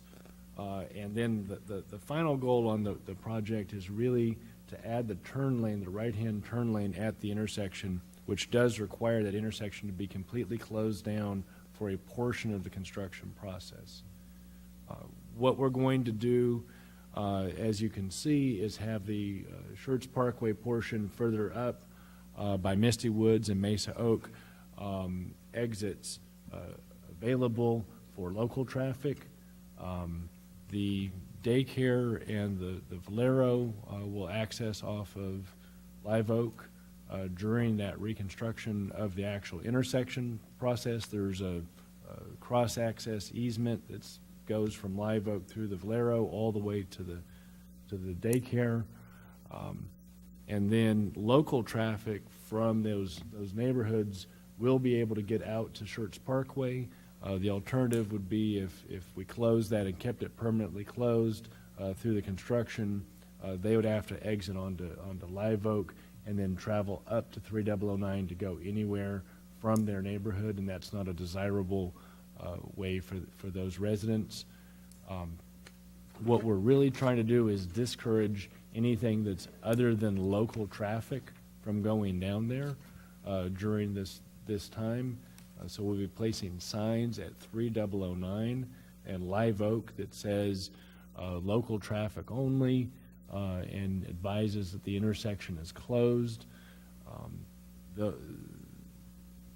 As you can see by the project, it's going very quickly as far as roadway projects go. I think everybody's been very satisfied with the pace. We're talking about closing the street tomorrow, and it'll be reopened by end of the month, if not sooner. So it's a 3-week maximum, and it could be a little bit quicker than that if conditions are good. So there's not a way to rebuild the intersection at this point without closing it, so that's the way that it has to be from a constructability standpoint, it's certainly a small time. We actually are pleased with the timing of it to take place during the holidays.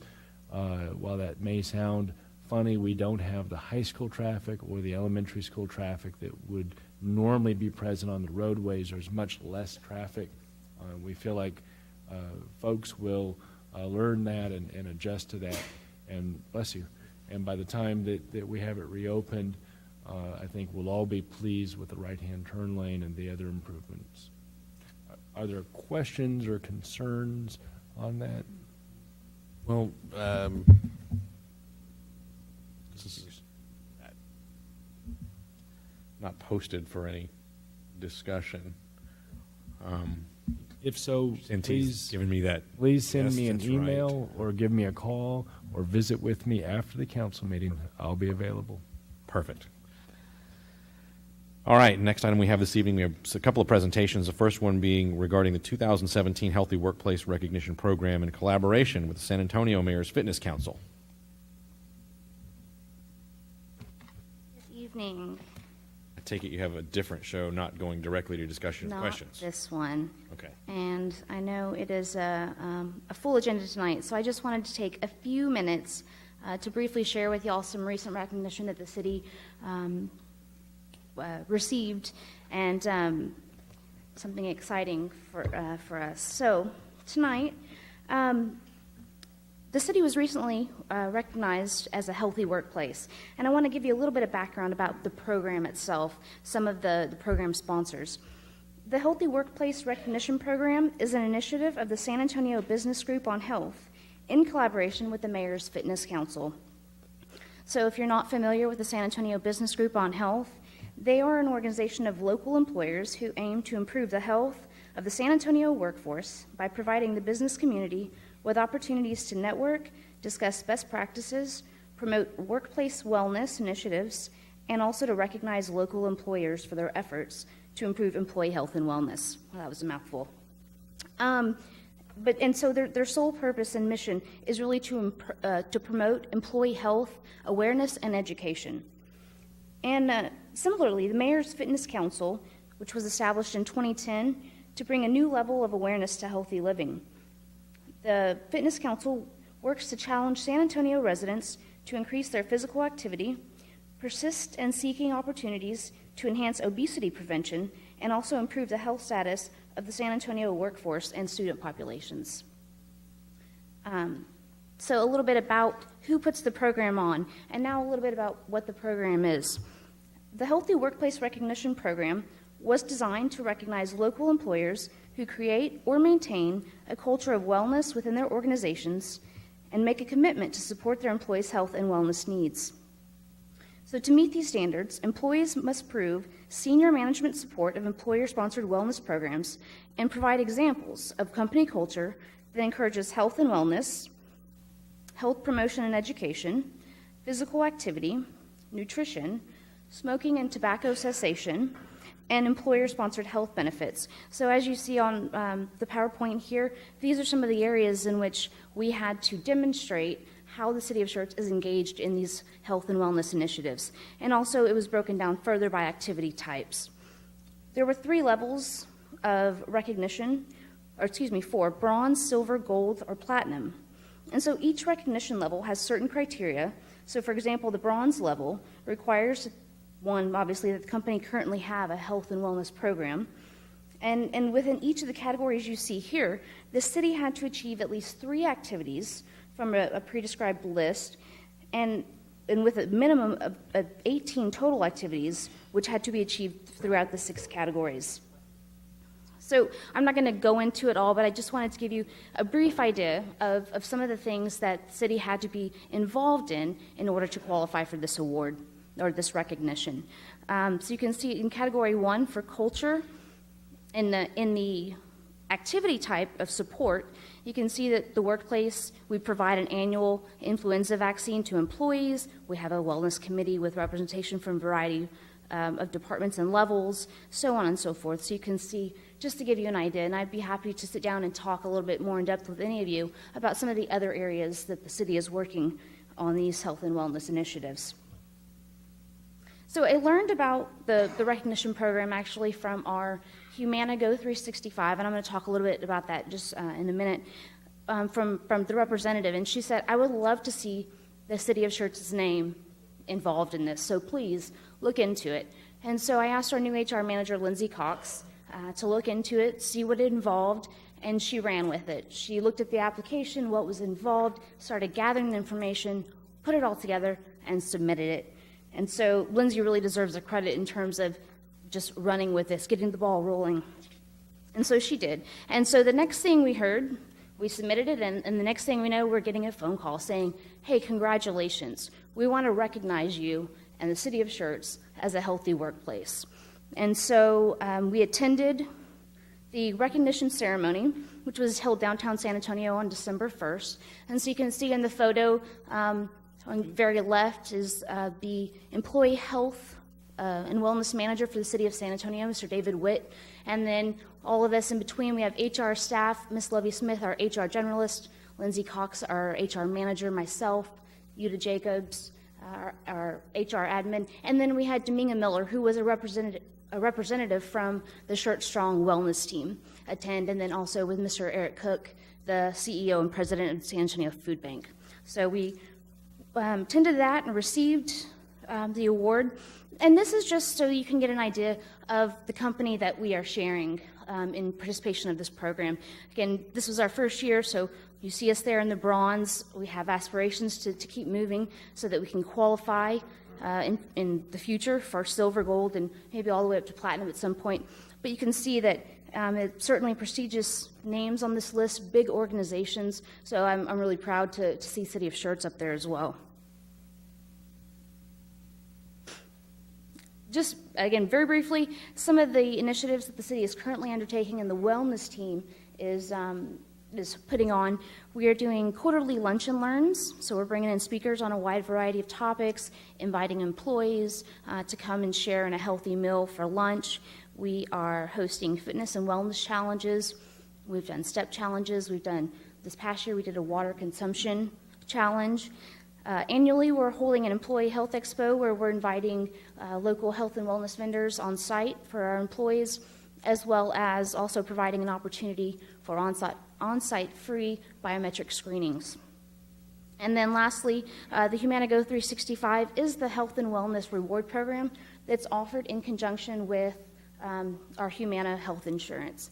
And so we've really been encouraging employees to to jump into that. It's a great program. You can earn a lot of points and get some good stuff. And really what I want to drive home is that participation matters, because not only is it the right thing to do to provide these resources for our employees so that they have a healthy, they can be healthier and happier at work and at home, but it actually translates into dollars. So we receive a premium discount from Humana based on our employee participation in these programs. Spoke with Humana, and so at our current participation level, we enjoy a 2% discount. That is off of our premium renewal. And in terms of dollars, in this last year, it was about $60,000. And so there's lots of room for us to increase our participation, thereby increasing the potential discounts that we can enjoy financially. So real quick, looking ahead, I can tell you Lindsay is already, she's gotten some thoughts down on paper about ways that we can move forward to elevate us into the silver status in 2018. We've already started discussing that, and that will be the topic at our next health and wellness meeting. So we are very excited to look for those health initiatives for our employees. And lastly, I just want to give a special thanks to City Council and to City Management for continued support of the program. It's just really important. It's a great way to get employees involved, engaged, and with a positive, healthy result. And of course, the Schertz Strong team members, while HR administers the program, we could not be successful without the volunteers that come and sit on this committee and provide great insights. And public affairs and event staff, a huge shout out to Linda, always helping us getting the word out and arranging for the event. So, and lastly, of course, the human resources staff. So we look forward to achieving a healthier workplace in 2018, and hopefully we'll be back again next year to share this with you again. So thank you very much. Very good, thank you. That's nicely done. Council, comments, questions?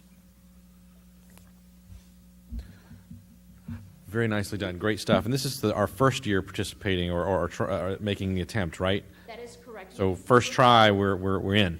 Yep. It's nicely done. Thank you very much. All right, the next item we have is another presentation regarding the Festival of Angels event.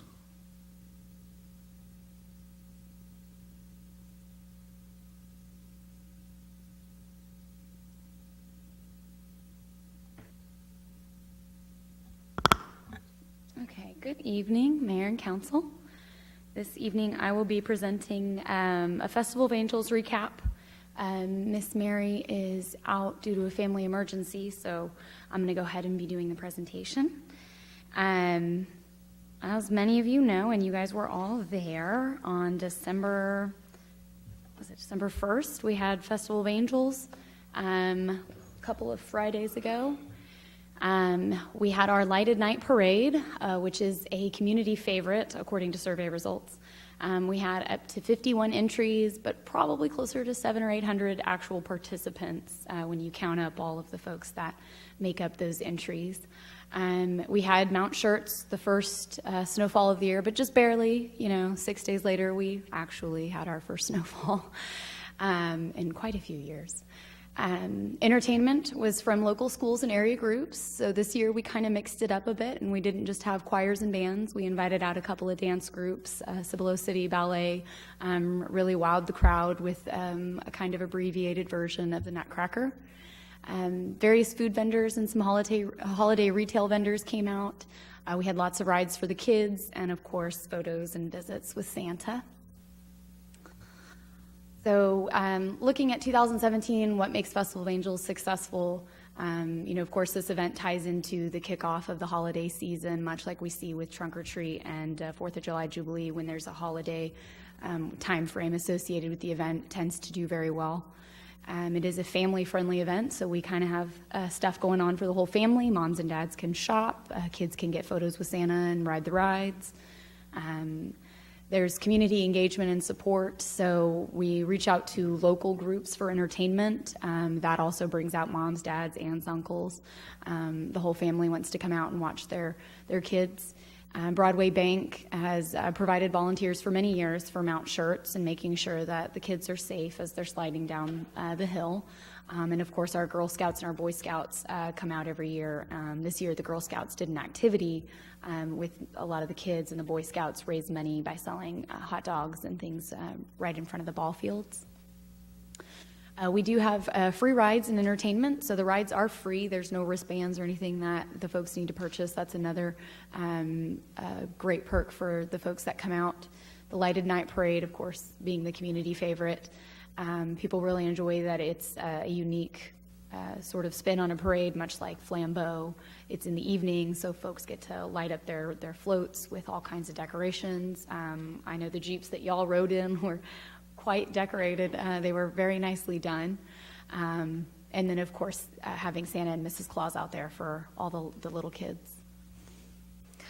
Going forward, looking at Festival of Angels 2018, we want to grow and improve on what's important. So next year we are planning on hosting it again on December 1st on a Saturday. Some of the feedback that we received in a survey and in several Facebook posts and some options that we've been exploring over the years has been to move it to a Saturday.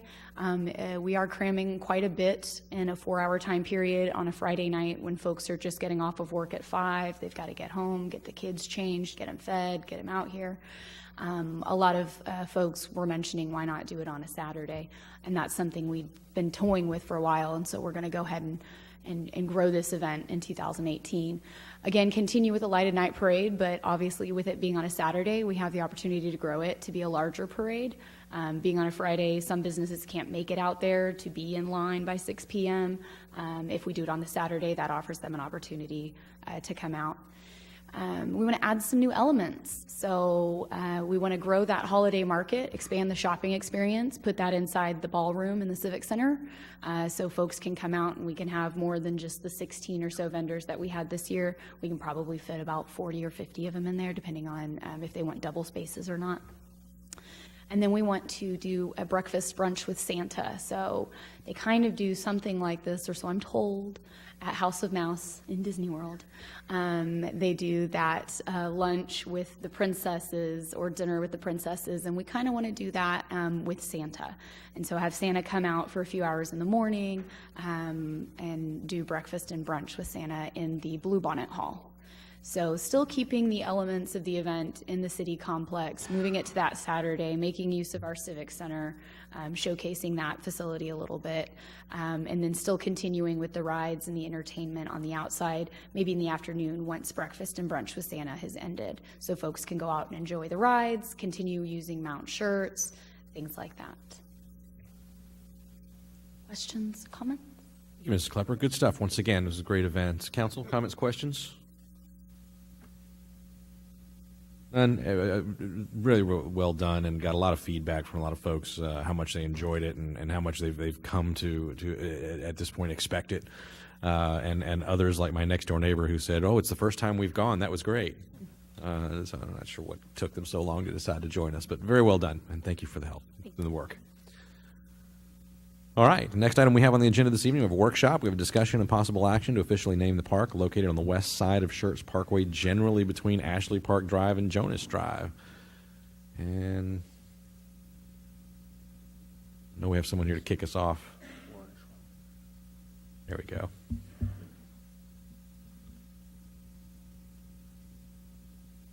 Good evening, Ms. Shrum. How are you this evening? Good evening. Very good.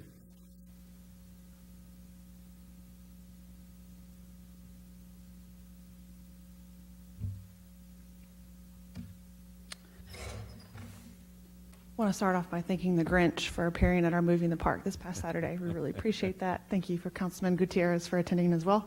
We had a great turnout, 300 folks. We're here tonight to talk about the unnamed park parcel on Schertz Parkway, approximately 2 acres between Ashley Park and Jonas Woods. We've been here before to discuss this.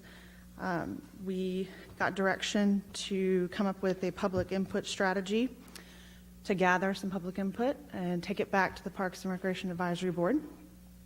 So we did that. Staff put some information on the city website, on social media.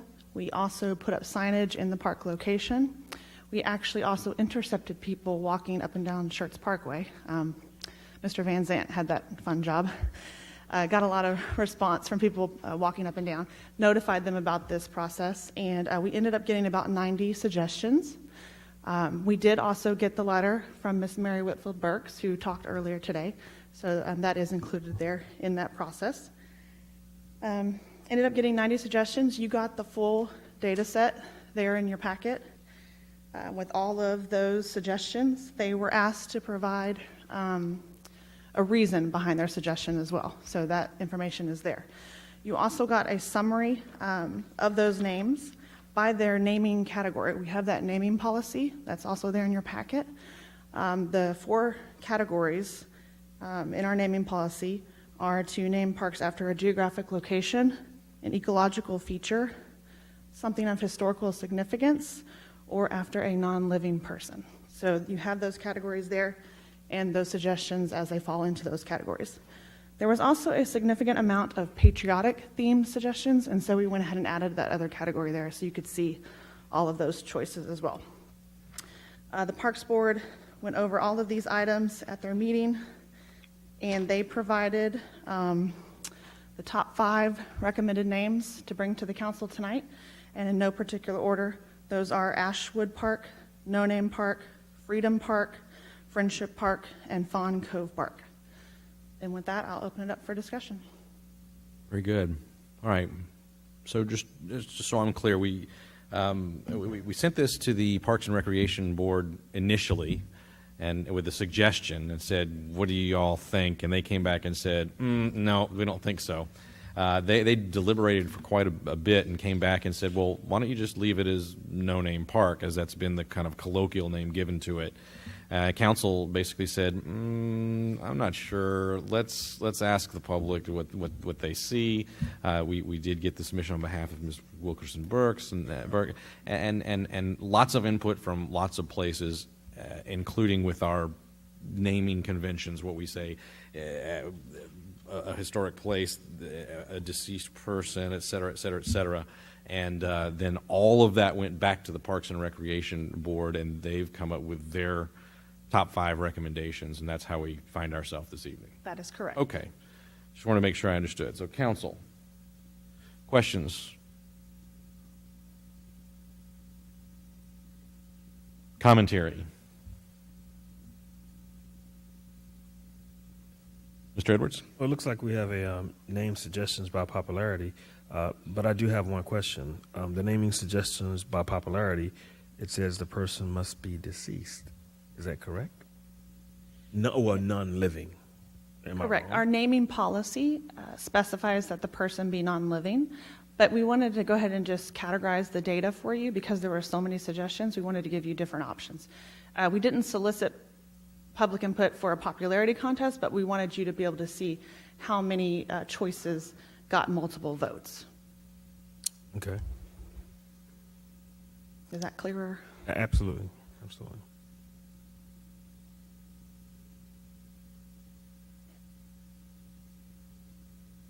Council, anyone else?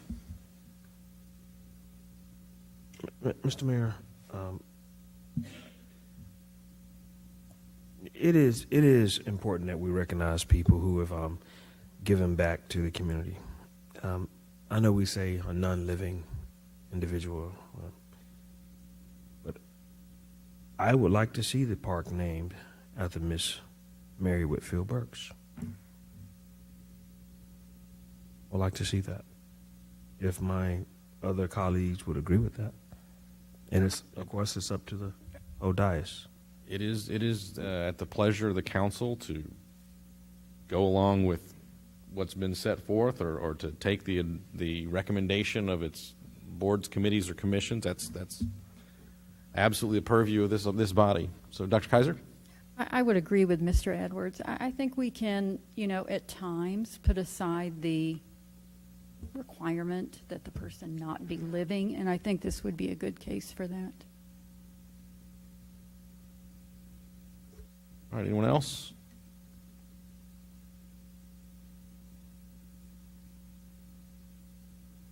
If you like, Mr. Edwards. Mr. Mayor, I'd like to make a motion that we name the Park on Schertz Parkway after Miss Mary Whitfield Burke. Second. I have a motion from Mr. Edwards. I have a second from Dr. Kaiser. Any other comments or questions from council? Just one Gutierrez. question. Was the letter provided by Ms. Burtz, Whitfield Burtz, was that made available to the Parks and Recreation Committee? Yes, it was. It was actually discussed at a previous meeting before this whole process even started. Whenever we received it in the mail, the board addressed it and rejected it because it did not fit within the policy. Okay, thank you. Anyone else? Comments, questions from council? I have a motion and a second. I'll call for a vote. Aye. Aye. Aye. Aye. Aye. Aye. Aye. Have 7 ayes and no nays, motion carries, so that we'll move forward as such. Very good. Thank you, Mr. Rom. Next item we have on the agenda this evening is discussion update regarding city fees charged by GIS, City Secretary, and Parks Departments.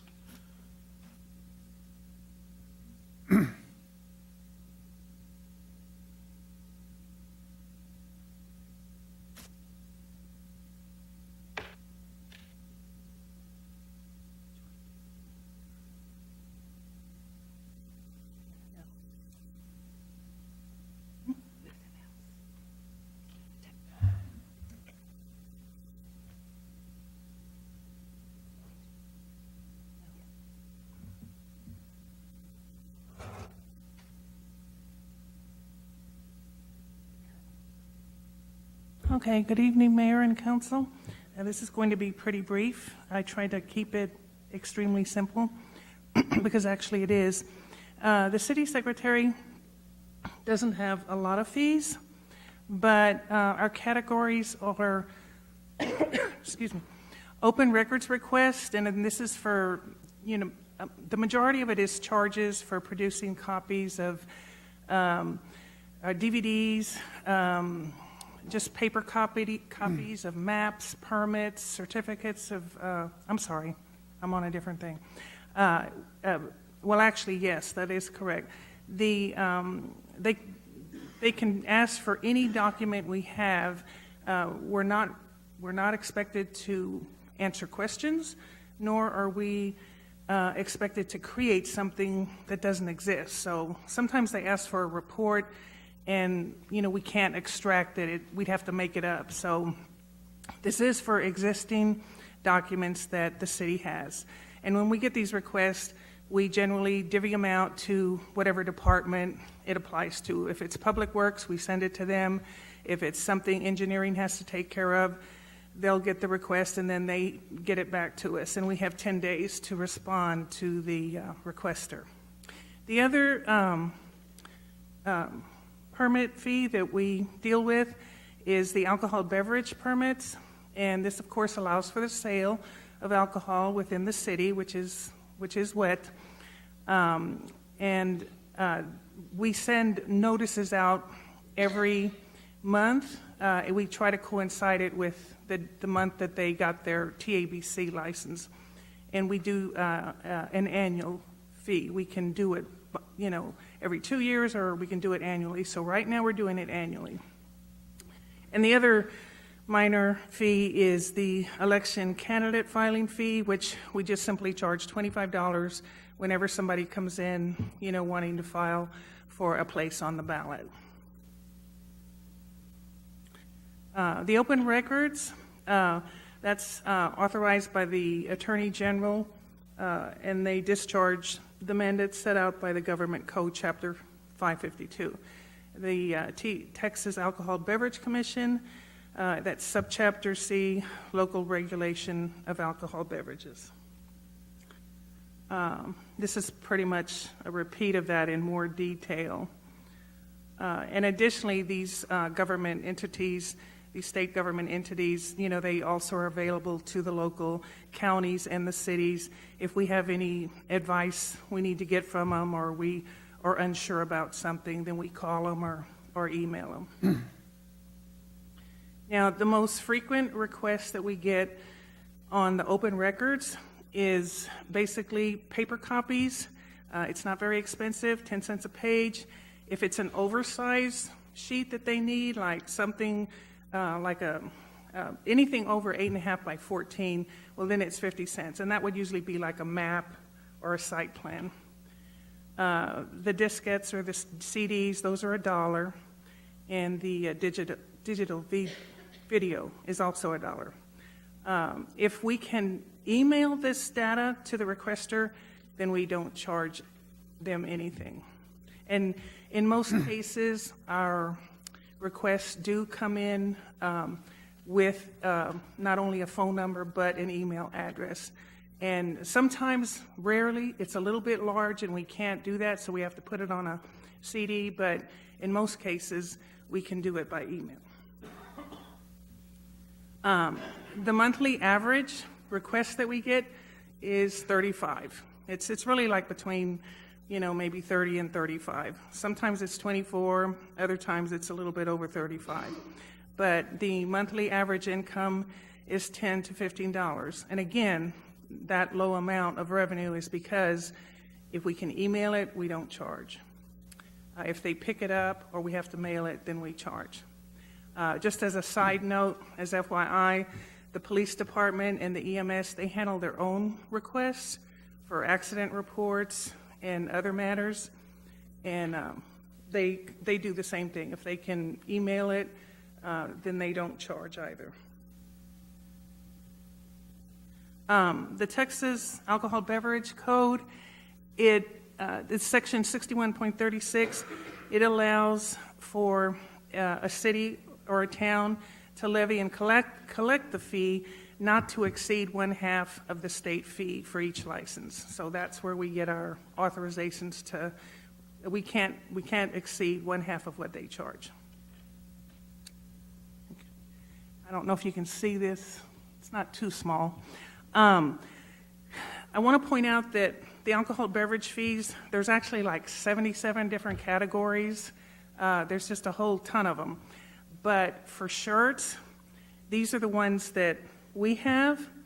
The wine and beer retailers, as you can tell, that's the most popular.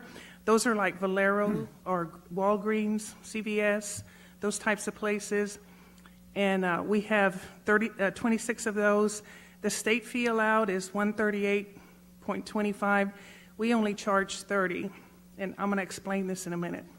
The wine and beer retailers on premise, we have 16 of those, and those are like your restaurants, like Thirsty Joe's. Well, that's not a restaurant, but like Kowloon's Chinese restaurant, or like a bar like Thirsty Joe's.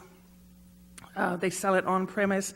We have 16 of those licenses, and again, it's $138.25 maximum allowed by the state, and we charge $87.50. On these two, we're a little bit low in alignment with what we could charge.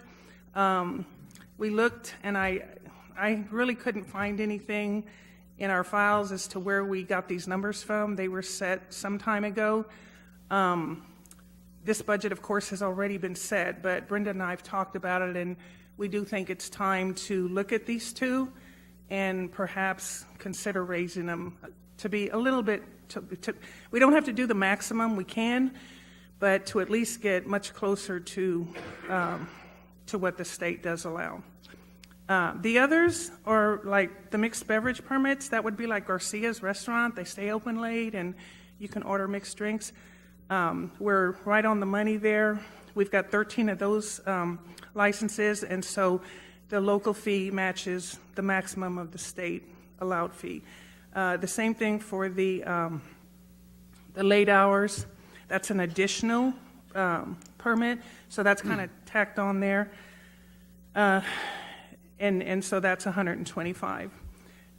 We just have 2 package store off-premise, and that's $180, and then we have 1 branch distributor. So you can see in the yellow there at the bottom, on the average, give or take, if somebody goes out of business or comes into business, just not quite $10,000. So that's pretty much that on the alcohol beverage. You all have any questions? All right, council, questions on this portion? Anyone? I got one. Mr. Gutierrez. What's considered late hour? It's whatever we have in our ordinance. I'm thinking it's after 10 o'clock, and nothing after 2. I mean, after 2, there's a limit.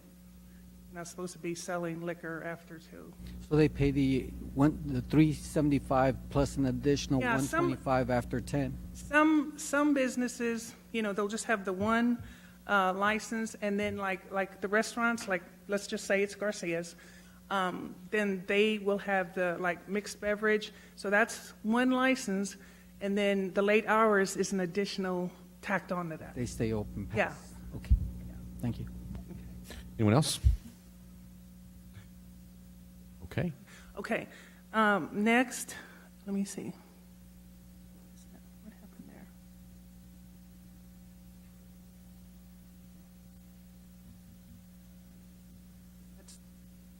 Okay. I am obviously not Tony McFalls, but he was unable to be here tonight, so we said we would put his slide up there, and he's pretty thorough he's got open records requests for maps, which is, excuse me, I'm sorry, I've got scratchy throat, which is also the Texas Administrative Code rules that, and it's charges for things like maps and photographic situations, and sometimes that involves, thank you, sir. Sometimes that involves specialty paper, or again, big paper. Anything over legal, remember, is extra. And his maps, he's got 2 different sizes there. The Schertz municipal boundary, that's 11 by 17. That's not too bad, but still we can charge more than the 10 cents a page. So he charges $5 for that. And then the Schertz thoroughfares, that's a much bigger document, 30 by 40, so that's $30. And there's other methods of service, interactive web applications, downloadable digital copies. Again, if we can do any of our transmittal electronically, it saves us time and everything, and so we traditionally don't charge for that. If you have any hard questions, I'll be glad to take them to Tony. Understood. Okay. And I wanted Walters. to make one comment on the MAPS GIS fees. It does have its own section and page within the fee schedule. Working with Tony and following up with him, we actually haven't sold a map in over 2 years. We're looking this next year to actually remove that section from the fee schedule and just defer to the Texas Administrative Code for open records requests if one such comes up again. So it just kind of an extra page that's cluttering it up right now. Okay, very good. And we have parks as well. Back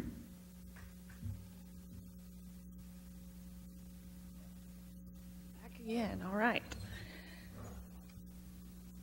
So Parks and Recreation fees that we're going to discuss tonight are Park Pavilion rental fees and the Showmaster stage rental fees. Reasoning for our fees, it's about cost recovery, trying to recover some of the staff time that it takes to coordinate the reservations. Our administrative assistant, Sandy, spends quite a bit of her time coordinating these reservations. Right now, we don't have an online system, so it's all done over the phone and with paper copies.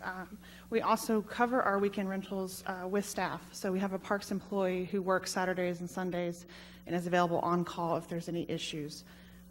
Also stage delivery costs, towing that thing around. We don't have an employee right now who has a Class A license, so we have to have that towed if it is rented. It's also a deterrent. We want to make sure people take care of our facilities, and when they pay for that, they're more willing to take care of it, and we do collect deposits on the large pavilion rental. The authority to charge fees, the city ordinance is there, 12M-17.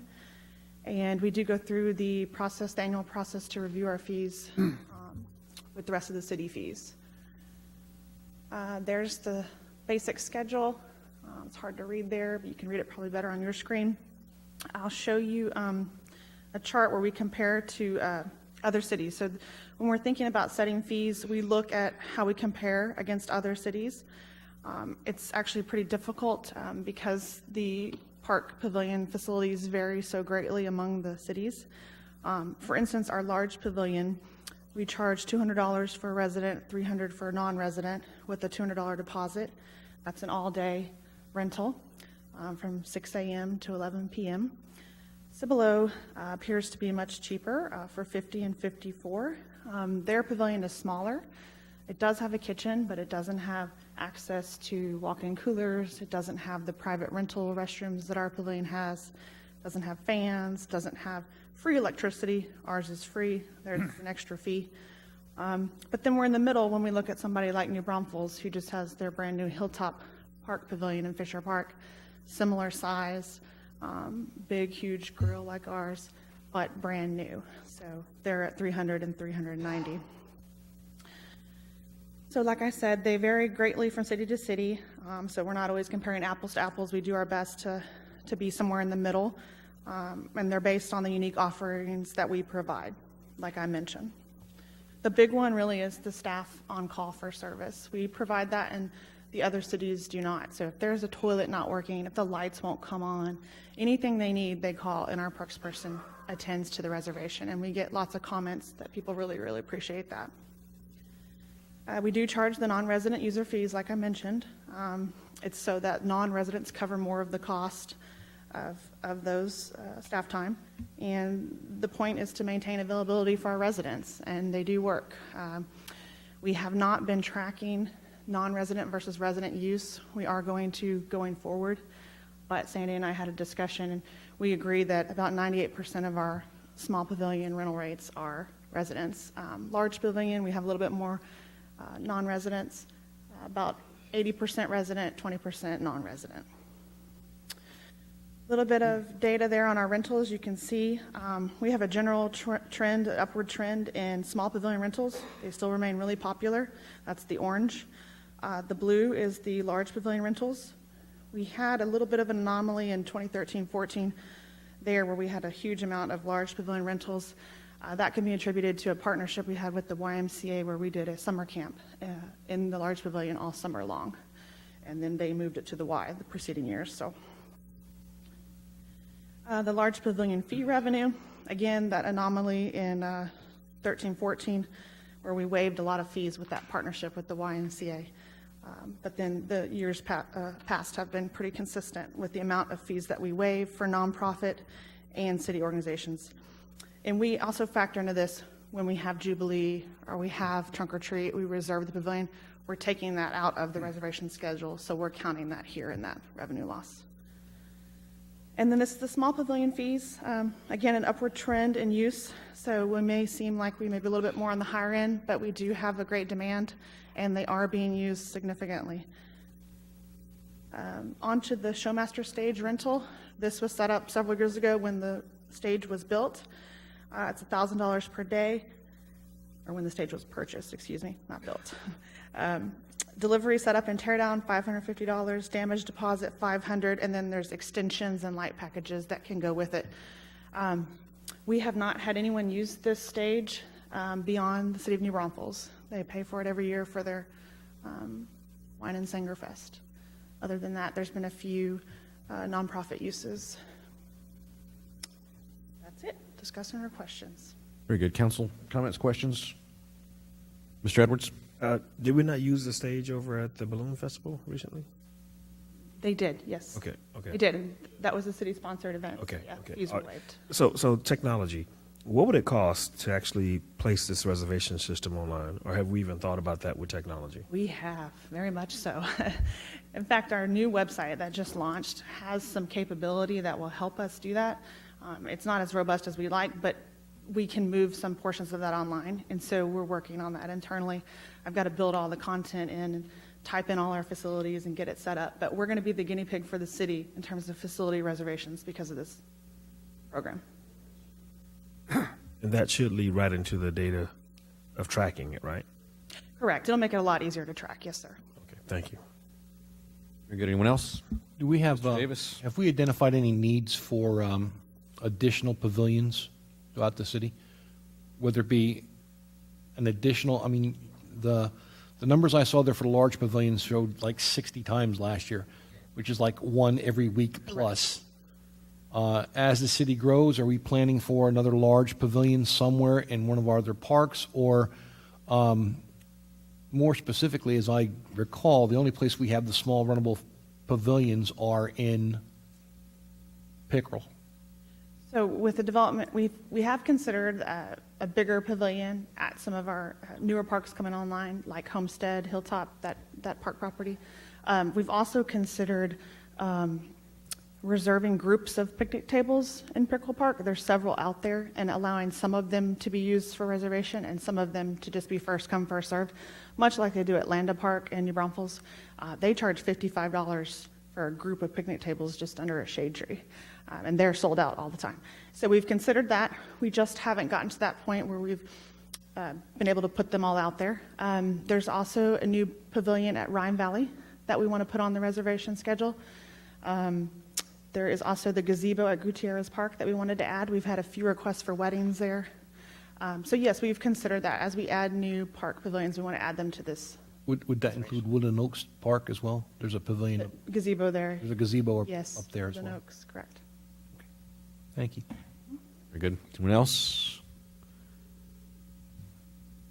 The pavilion at Windy Swan, is that also rentable? That would be the other one. It's currently, right now, it's just when someone calls and says they want to use it, we say, yeah, it's open to anybody to use. So we don't have it officially reservable through this process. Thank you. What we have here is this evening is direction for the council to discuss and possibly take action. What action might staff seek us to take, if any, this evening? Or is this a presentation, we'll come back to you with a ordinance or resolution? This is the second presentation in our series of presentations, kind of updating council on where we stand on the different fees and kind of going through and explaining their uses and purposes. If there is any feedback council would like to give us on any of these fees that you have heard, we will take that into consideration. And if we need to come back and act more quickly than the next fee schedule review with this upcoming budget, or we would just wait for the next time we update the fee schedule. Staff is briefing council also on areas they're already looking to change and update for the next year as well. So if you hear something different, let us know. I don't see anyone asking to make any further comments, so I guess we're good to march forward. Thank you all very much. I appreciate it.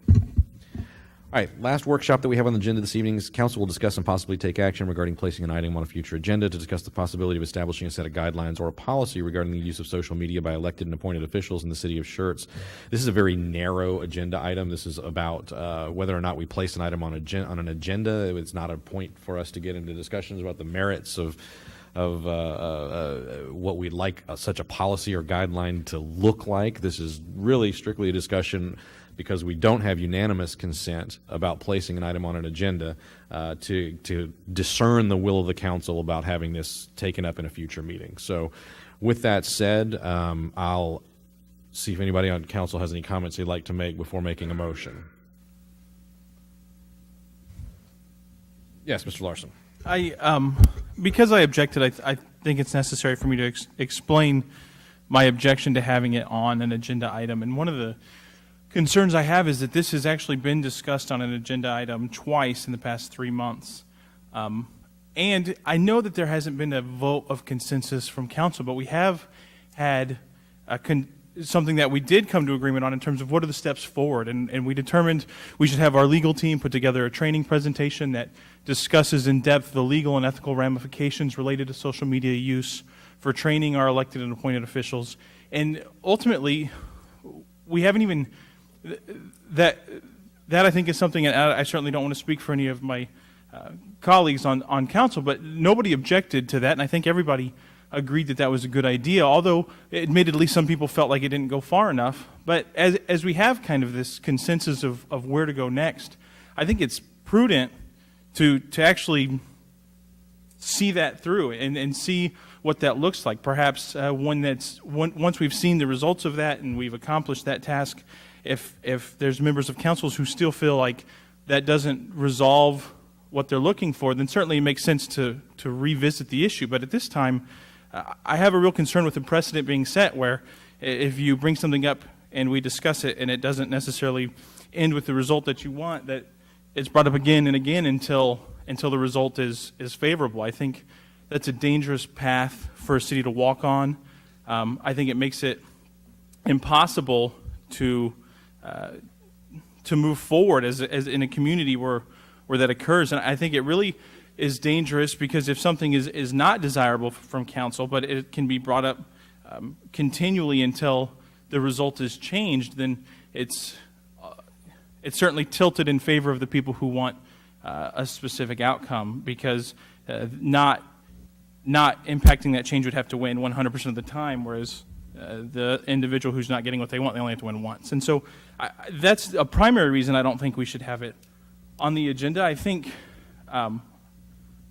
I don't think we should have it on the agenda further, because I think it's an issue that really, without the legal team's presentation, nobody here is qualified to address.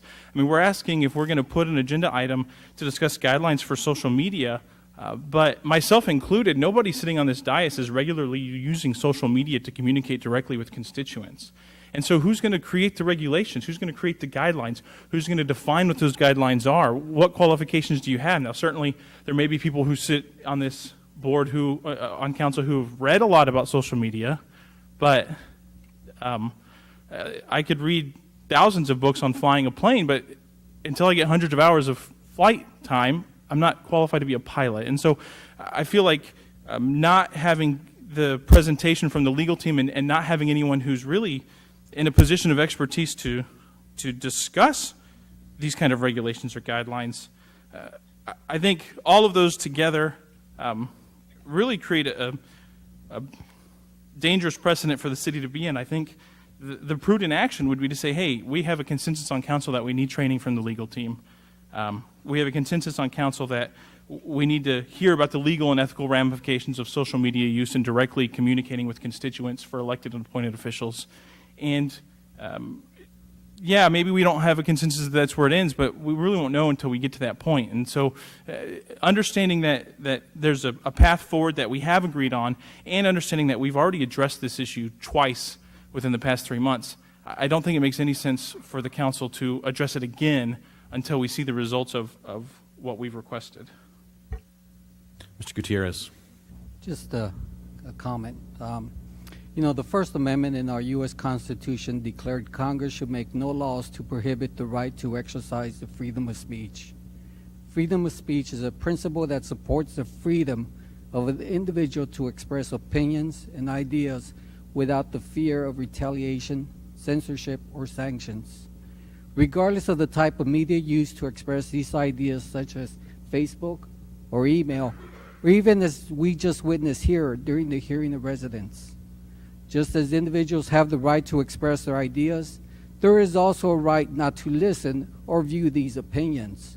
Local government should not prohibit the freedom of speech. We all come from diverse backgrounds. We all have different ideas, and we all have experienced different life paths. What we find appropriate may be viewed by others as immoral. I'm in favor of providing training and education regarding the use of social media. I'm in favor of making clear consequences regarding inappropriate postings. Whatever we determine as a council cannot be influenced by personal feelings or opinions. It must be objective, impartial, unbiased, and equitable. We as council have a difficult challenging task to clearly define and determine what is inappropriate. Mr. Davis. Thank you, Mr. Mayor. I generally agree with what my peers have just brought up. I don't think we have any business going down the path of telling an elected or appointed official what they can and cannot say on their personal social media. They're all grown-ups, and as long as they're taking responsibility for their actions and it's on their personal account, then so be it. I do think having education on the ramifications of what could come out of your post as an elected or appointed official. I think that would be very beneficial to all of our boards and commissions, as well as the folks that are sitting up here on the DS. But I want to make sure that we understand the differences, and something's not getting lost in the translation here. Earlier this year, I asked a question regarding the city's websites. The city's websites, the city's social media posts, such as, or accounts such as Facebook and Twitter and other accounts out there, and if we had any guidance for those accounts. And I want to make sure that that's not getting lost in the shuffle, because when I asked that question, the answer was, we don't even have a consolidated list of all the official social media sites in the city. I asked that earlier this year, I believe it was in March, and I still haven't seen a list of all of the definitive list of all the city's official social media sites.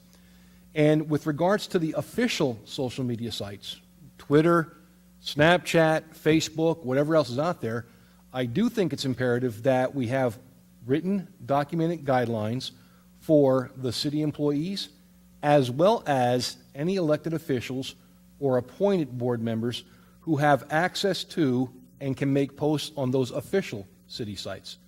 That's an entirely different subject, and I think that's something that we got to make sure we don't overlook. Again, planning and zoning. If someone on planning and zoning makes a personal Facebook post, don't care. But if there's an official City of Schertz planning and zoning Facebook page that says this is the Planning and Zoning Commission of the City of Schertz, I think that's a different sandbox that we have to address. Points were brought. Sir? Just some clarification questions for this particular workshop.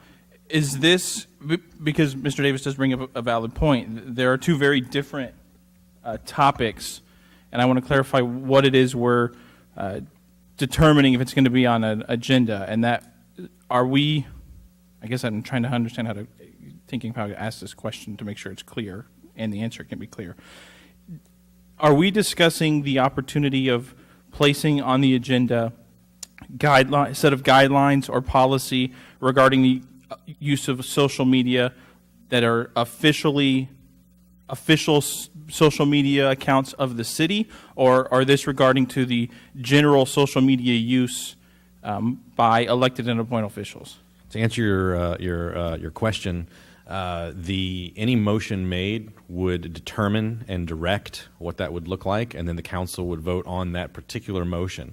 So if a motion were made to consider both guidelines and or policy and or potential ramifications for violations of those, if that was the motion made, then the council would vote on that motion. If the motion was made, that we will not take this up until such time as we've heard from our legal team about what training might look like, then that would be the determining factor, and then the majority vote on any given motion made as a matter of procedure would be the one that would be taken forward. Thank you. Mr. Edwards.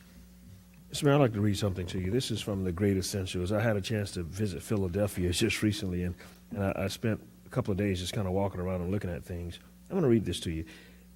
If men were angels, no government would be necessary. That was written by James Madison, 1788. In a perfect world, government has no role. In the real world, however, the founding fathers felt that well-crafted government played a crucial role in human happiness. They felt compelled, even driven, to the identity of the great essentials of government. Their search for history, coupled with their own personal experiences, led them to conclude that whatever power government possessed came from and could be reclaimed by those who are governed.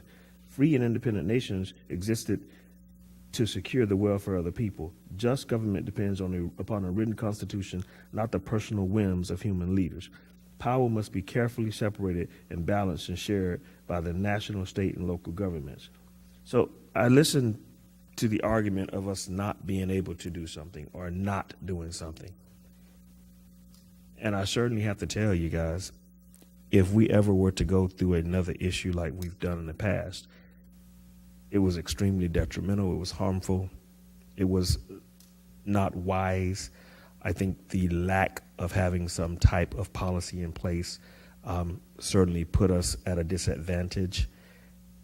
It is not wisdom to go forward after what we've seen on our own national television and around the world.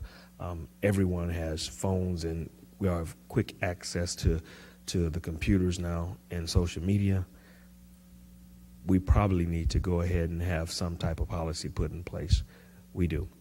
If nothing else, we need to sit down and envision what it's like without it, because it could go awry. It could be detrimental to the city's reputation. We need to consider that.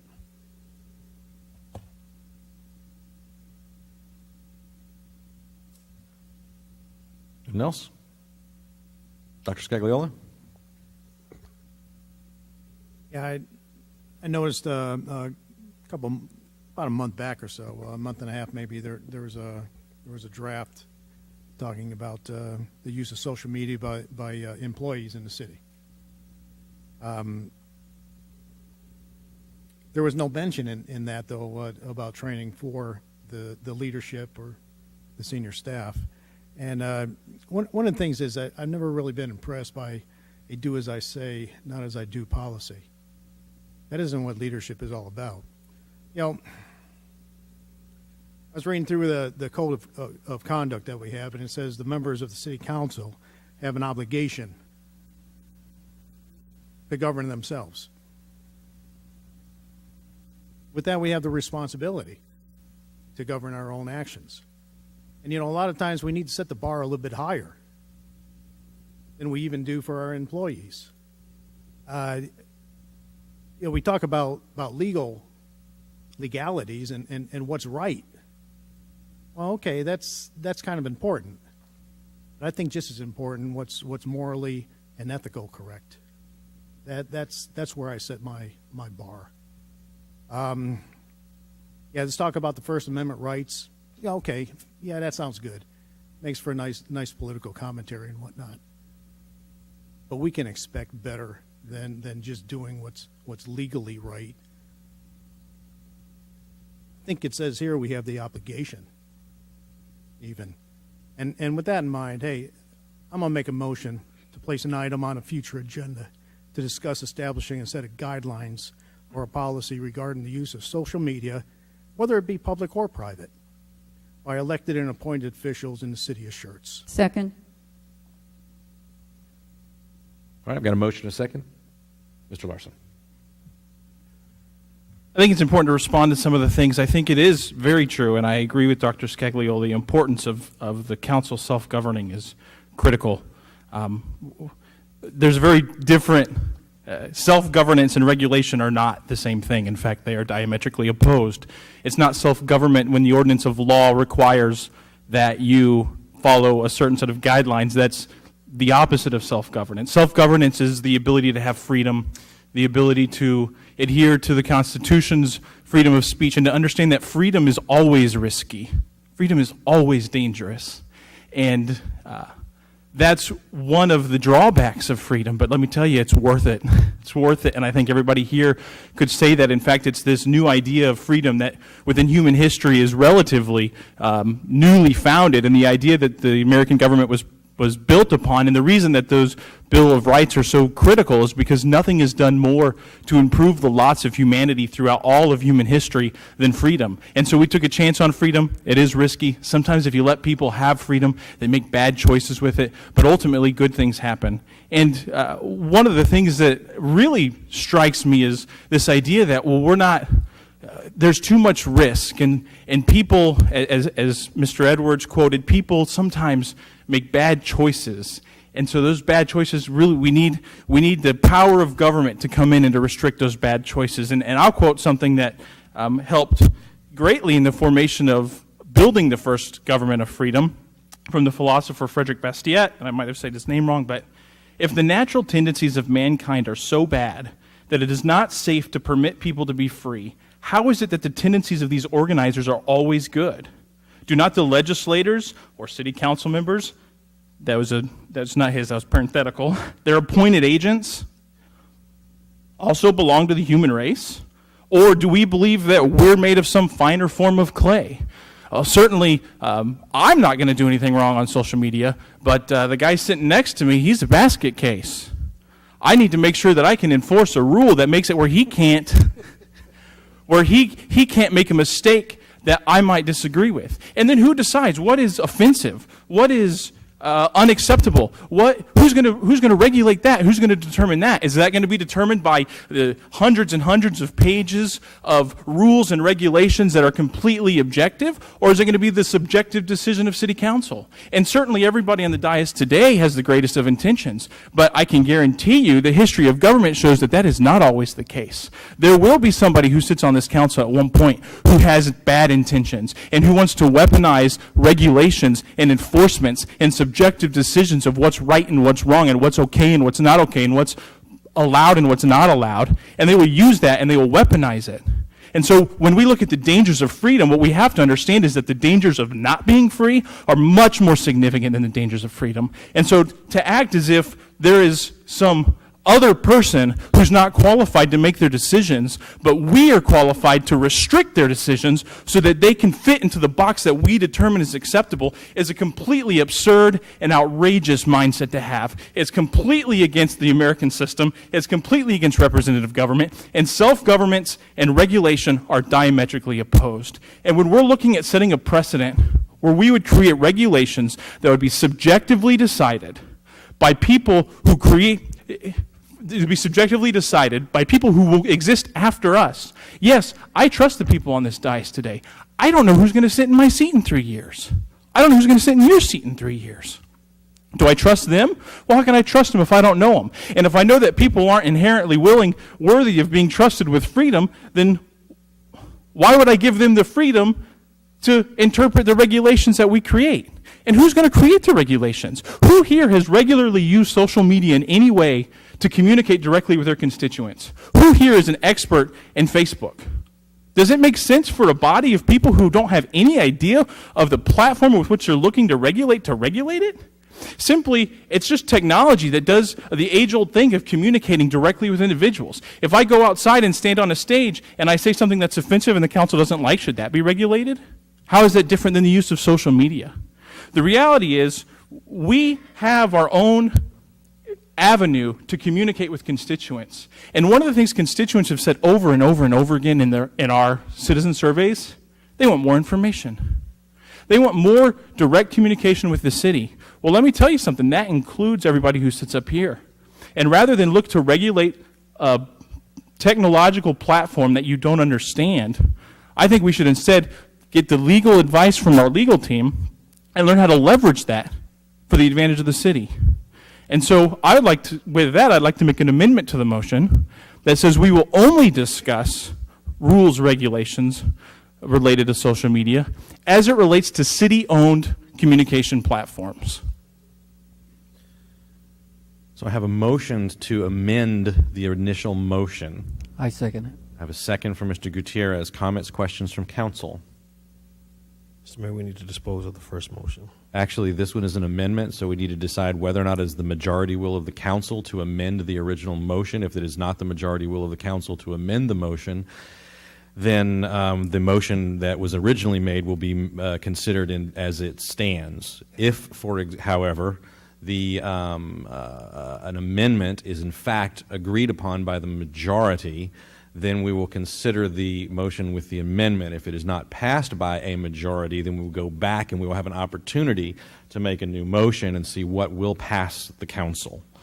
So that said, I have a motion and a second on an amendment to the initial motion, and I'll call for a vote. Want to make Mr. sure Davis, you have a question of procedure? I have a question on the amendment. Please. I want to make sure I'm clear on it. The amendment is calling for what we discuss if we pass the other motion, that it will be limited to official city social media accounts. That is correct. Not and exclude private social media accounts. That is correct. The member that's made the motion has said that is correct and a correct interpretation. Thank you. All right, I'll call for a vote. Aye. Nay. Nay. Nay. Nay. Aye. Aye. I have 4 nays and 3 ayes. Therefore, the motion to amend fails, and we now are going to deal with the initial motion that was made. And I will ask Dr. Scagliola, if you'll generally restate your motion so that everybody's back on a level playing field about what we're considering. Make a motion to place an item on a future agenda establishing a set of guidelines or policy regarding the use of social media, public or private, by elected and appointed officials in the city of Schertz. Very good. We do have a motion and a second with regard to that motion. And comments, questions from council? I'll call for a vote. Aye. Aye. Aye. Aye. Nay. Nay. Aye. I have 5 ayes and 2 nays, so the motion carries. So we will, on some future agenda, we will take that issue up. I look forward to that personally. I think that you'll find quite an interesting revelation with regard to partisan views in that discussion. That said, we'll move on then to our discussion and action items, ordinance number 17B52, which is, and bond captions are always the longest and the most fun to read. An ordinance by the City Council of City of Schertz, Texas, authorizing the issuance of City of Schertz, Texas General Obligation Refunding Bond Series 2018, levying an annual ad valorem tax within limitations prescribed by law for the payment of the bonds, prescribing the form, terms, conditions, and resolving other matters incident and related to the issuance, sale, and delivery of the bonds, authorizing the execution of a paying agent register agreement, a purchase and investment letter, an escrow deposit letter, complying with the letter of representations on file with the depository trust company, authorizing the execution of any necessary engagement agreements with the city's financial advisors and or bond counsel, and providing an effective date. Now that I've read that, Mr. Walters. All right. Good evening again, Mayor and Council. Last council meeting, we came to you all to approve us going forward with a bond refunding opportunity brought to us by Samco. Last Thursday, we received all the results of the different agencies or different banks that we are looking to receive bids from. And to go over those results, I have Mark McCliney and Andrew Friedman here. Thank you all. Mayor and Council, Andrew's going to make the presentation. You all heard from me last week, so I'm going to turn it over to Andrew to run through this. Good evening, Mr. Mayor, council members. As James said, we received bids on Thursday of last week from banks and purchasers throughout the state. The second page, and what I believe you already have, details those results.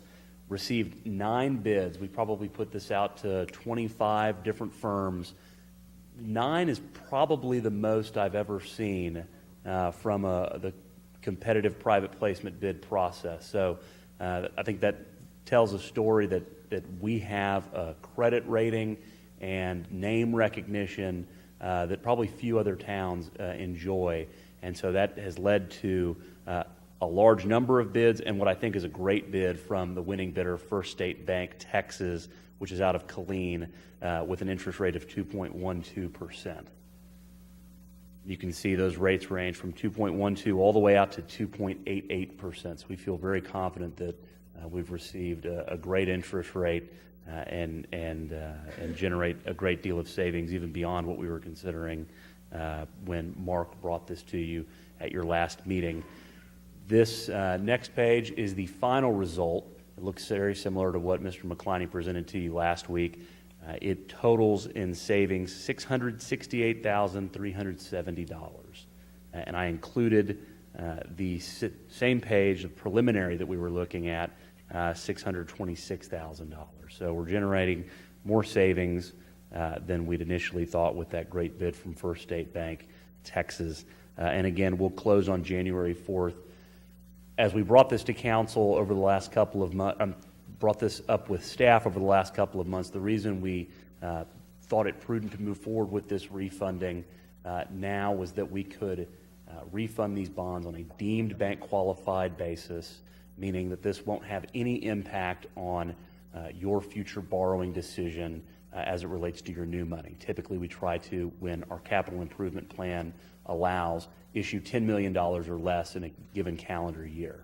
Because these original bonds, the 2008 bonds that we're refunding, were sold bank qualified and they meet 4 different tests that we have to meet, we can refund them bank qualified without impacting our $10 million capacity for 2018. And so we have a blank slate, so to speak, as you all contemplate what capital improvement projects you might take on and the extent to which you might take them on in the next year. This isn't considered in that. And so we're glad to be able to take that opportunity. Again, this will close on January 4th. The 2008 bonds are supported by your INS taxes, and so this will free up capacity of general obligation debt going into the future. I'm happy to answer any questions that you have about the refunding. Again, we're very pleased with it. We've had a lot of success with this winning bidder, and so we're very confident that the city's getting a good deal. If I may, I have a question for Mr. Walters. Mr. Walters, the city has a number of investments that we maintain. Of course, they're limited, in us being a municipality, and how much money we can make and the like. We have a number of those in place. What are we earning in aggregate on the monies that we have invested today? It varies right now. A majority of our money is still in the investment pools, which are earning close to a percentage point on annual. But they range in maturity from about 40 to 60 days. So if you talk, what we have here is a 10-year at basically 2%, and we're earning about 1% within 60 days. Right. And longer-term investments that we have, we're running 1.7 to 1.8 in some of the longer term. Yes, and we just had a new CD that we are investing into at 1.55% for a year. Yeah, so we're talking about differences in what we're earning on money in basis points versus what we're able to borrow on. That's pretty remarkable. That's pretty impressive. Mr. Edwards? I back a couple of slides real quick. I just want to see, you said the total cost was 2.13. Right here. So First State Bank of Texas, 2.12 is the interest rate. However, the true cost is 2.131. Is that with the takedown? But that's actually not, takedown's not considered. They have, and I should have pointed this out, the middle column purchaser's cost. Those are costs that are a part of their bid to be borne by the city. You can see they vary from purchaser to purchaser. They typically include or may include purchaser's counsel, their own attorney to review this, which is what $3,000 of their purchaser's cost is, as well as annual paying agent fees. You can see different bidders have different costs that they submit, and then we like to, so we can make an apples-to-apples comparison of each of those bids. We base the winning bid on the true cost, which came in at 2.131%. Mr. Mayor, I'd like to make a motion that we approve ordinance number 17B52. Second. I have a motion from Mr. Edwards. Left ear caught it. Second from Dr. Scagliola. Any other comments or questions from council? Hearing none, I'll call for a vote. Aye. Aye. Aye. Aye. Aye. Aye. Aye. 7 ayes, no nays. The motion carries. Excellent work. Thank you all very much. I think we'll be able to. Several documents for y'all to sign. Yeah, I know. And the rest of the council gets to go home, and I get to stay behind and sign everything in this bag here. So it's all right. I think they enjoy doing that to me. Thank y'all. Thank you, sir. It's work well done for the city. Item number 3, Ordinance 17L51, an ordinance of the City Council of Schertz, Texas, amending the Code of Ordinances of the City of Schertz, Texas, Chapter 50, Miscellaneous Offenses and Provisions, Article 7, Garage Sales, establishing a penalty, repealing all ordinances or parts of ordinances in conflict with this ordinance, providing a severability clause, and providing an effective date. Good evening. This is a good one. This is interesting.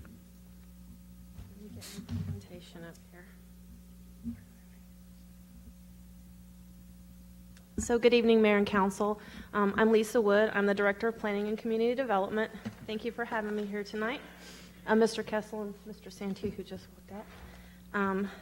So I wanted to talk to everyone a little bit about garage sales. I know we've talked about garage sales several times on different occasions and about basically how we look at the garage sales, how we issue permits, etc. But let me go through the process again and then talk to you a little bit about what we're proposing based on comments that we received from customers and just the overall process and maybe the way we can make things more convenient for residents.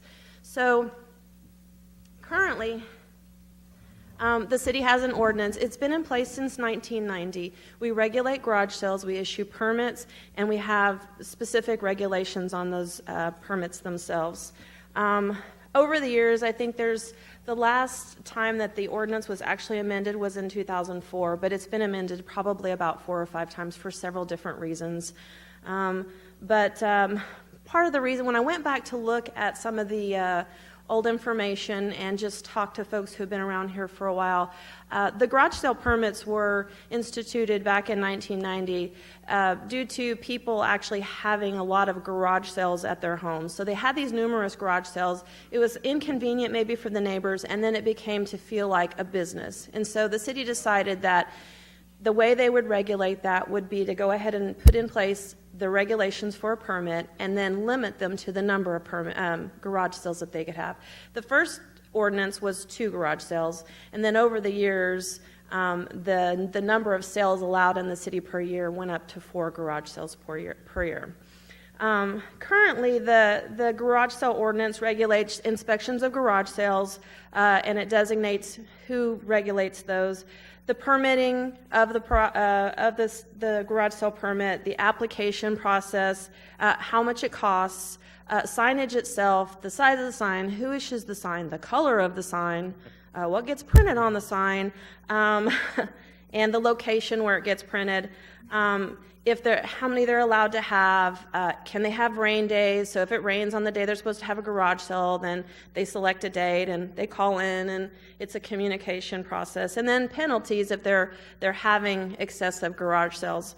And so, we've received some complaints from customers on just, why do I have to get a garage sale permit? It's kind of inconvenient. So talk to the code enforcement office, because besides some of the complaints and concerns that I've heard, it's very few, to be honest with you, but went to them to talk to them about how many complaints that they've had about even residents complaining.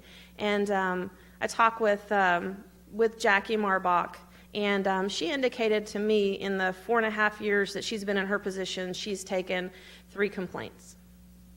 So we get very few complaints on it. And at this point, in years past, code enforcement has gone out on Saturdays and regulated, pulled signs, did you get a permit, talk to people. And over time, with the way things have kind of revolutionized, code enforcement doesn't go out on Saturdays any longer to do that. And we pretty much, it's self-regulated, and if somebody has an issue, then they call in and talk with us, and we talk with the property owners, and if it becomes a real issue. So we haven't had many of those. So as I received one of the last complaints, there were people complaining about, how can you charge a garage sale permit to somebody who's over 65, or, some of those things. So started doing some research, went through the process, looked at some of our surrounding municipalities, and as you can see, Live Oak, Universal City, Cibolo, New Braunfels, and San Marcos, they don't have any garage sale permits. Selma does, it's $5, it's a minimal fee, and San Antonio does, it's $16. And you can get a garage sale permit like at HEB for San Antonio. Currently, the city has, which I didn't include, was our current residential garage sale permit is $22. And then we also have the ability for an HOA to get a permit, which I didn't include on here, I apologize, for $50, which would include the entire neighborhood. And they would be able to then, the whole neighborhood would have one all at one time, and it would be $50 for a garage sale. So as we went through this, we kind of looked at, we haven't had many complaints. Other cities, the surrounding cities, don't do that.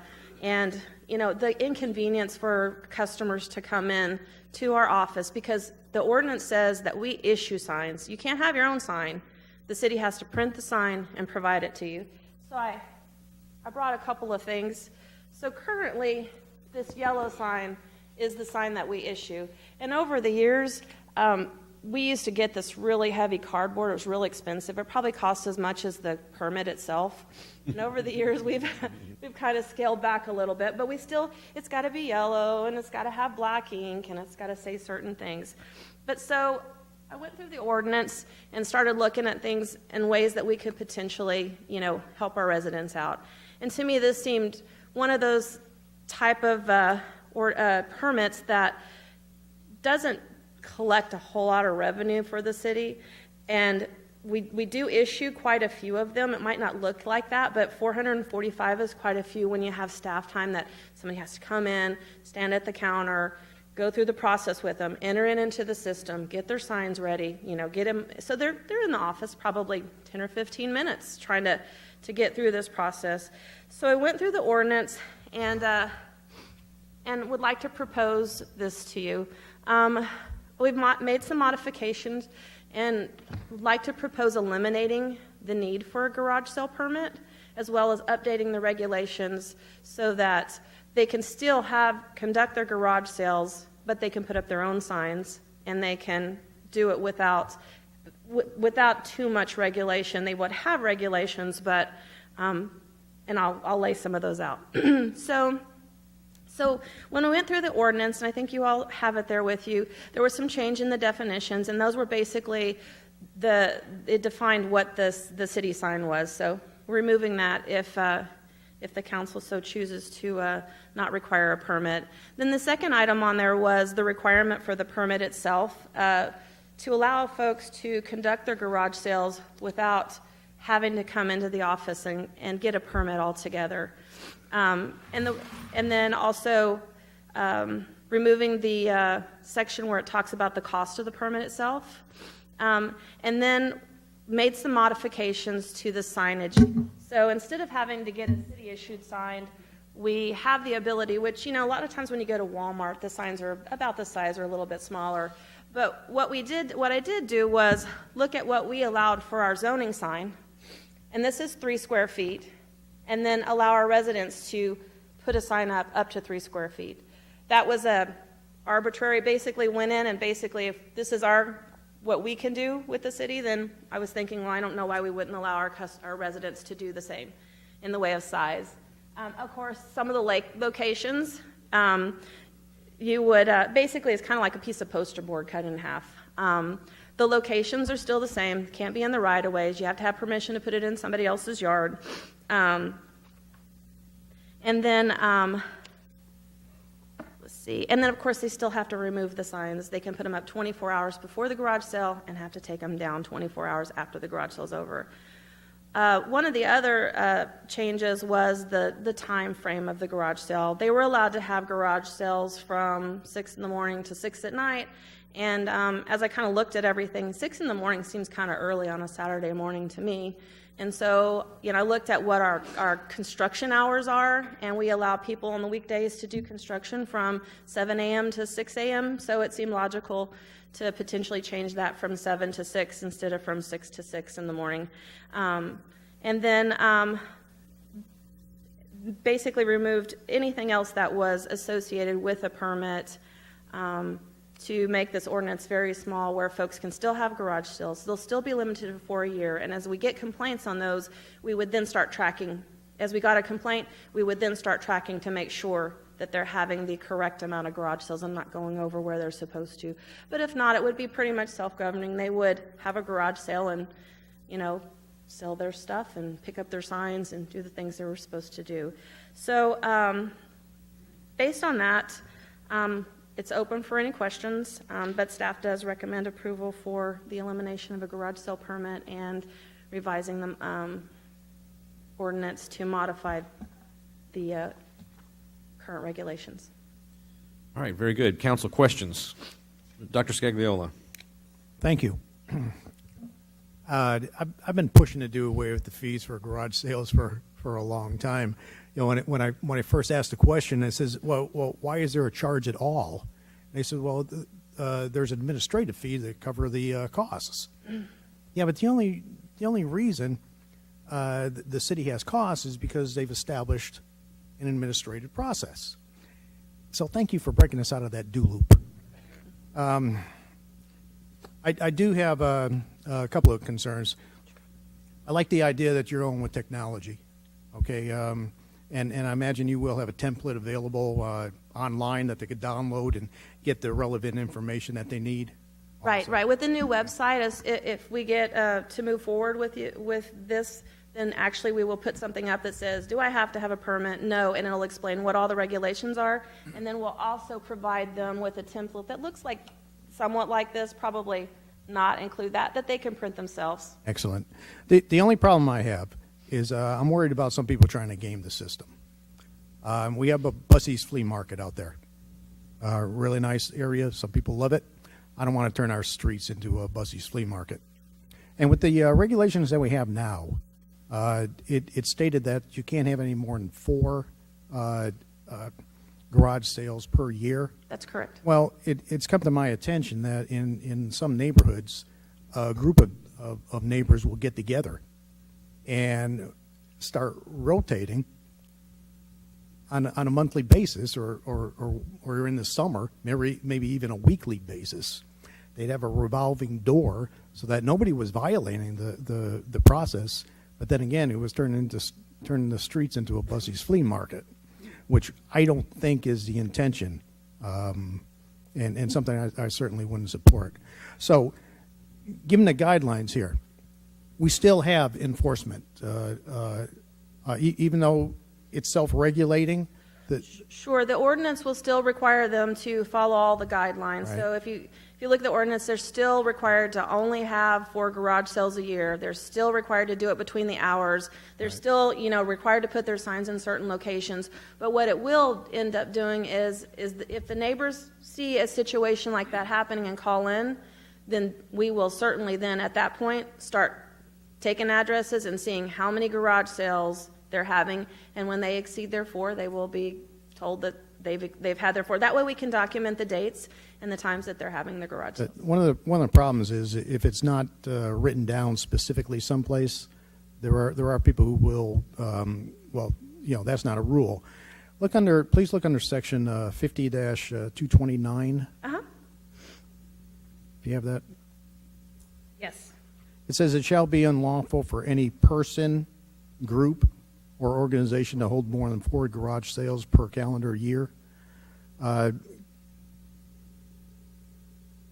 Just to make it clear, I'd like to put in there that it shall be unlawful for any person, organized group, as in a cluster of neighbors or organizations, to hold more than 4. Now, feel free to use the terminology you want, but that's the idea I'm trying to convey. Okay. What if you did it by address or residence? We typically do it by address now. I'd maybe put that language. Okay. Comment was maybe we do it by address, because what I think we're really after is not the husband can do 4, the wife can do 4, the teenager can do 4, the infant can do 4. It's really 4 per household. So maybe we make the motion to have staff tweak the language to reference an address. And also neighbors sometimes get together and do it. And that's something that's it seems like they can have the same location week after week after week. So to be clear, that's not something we're proposing to change. So you're correct. If a group of residents get together on a street and they all carry their stuff over to one house, then the next week do the next house, and so on and so on, that's allowed under our current code, and that would be allowed under the proposed code. It would be or would not be? It is currently allowed under our code. Again, the way we enforce it is per address. So again, we don't get into who's bringing their stuff over at the garage sale. If your sister-in-law wants to bring her stuff over at your garage sale, she can do that. That's not something we frankly really have the ability to regulate. It's per address is what we can do. I got to tell you, it's impractical for us to get involved in who is in fact having their stuff sold. And again, if every house is allowed 4, so be it. Now again, if your concern is that folks are doing this, y'all may want to look at saying, I'm not going to let you do 4 a year, I'm going to let you do 2 a year, because that happens. That's a council decision. When will this be revisited then? What we would recommend is if y'all aren't happy with it, y'all change that now, or you table this and we come back and we do a work session next week and we spend some time going over what y'all want to accomplish. The intent of this was not to alter the number that people can have from presents. Basically just to say, you don't have to come in to get a permit and you stick your own signs up in keeping with the current regs. So if y'all want to change how many people are allowed or how we do that, we would suggest tabling it, come back on a work session, and we can have that dialogue. I'll relinquish the mic, let other people speak for a little while. All right, Mr. Edwards? My only concern is this.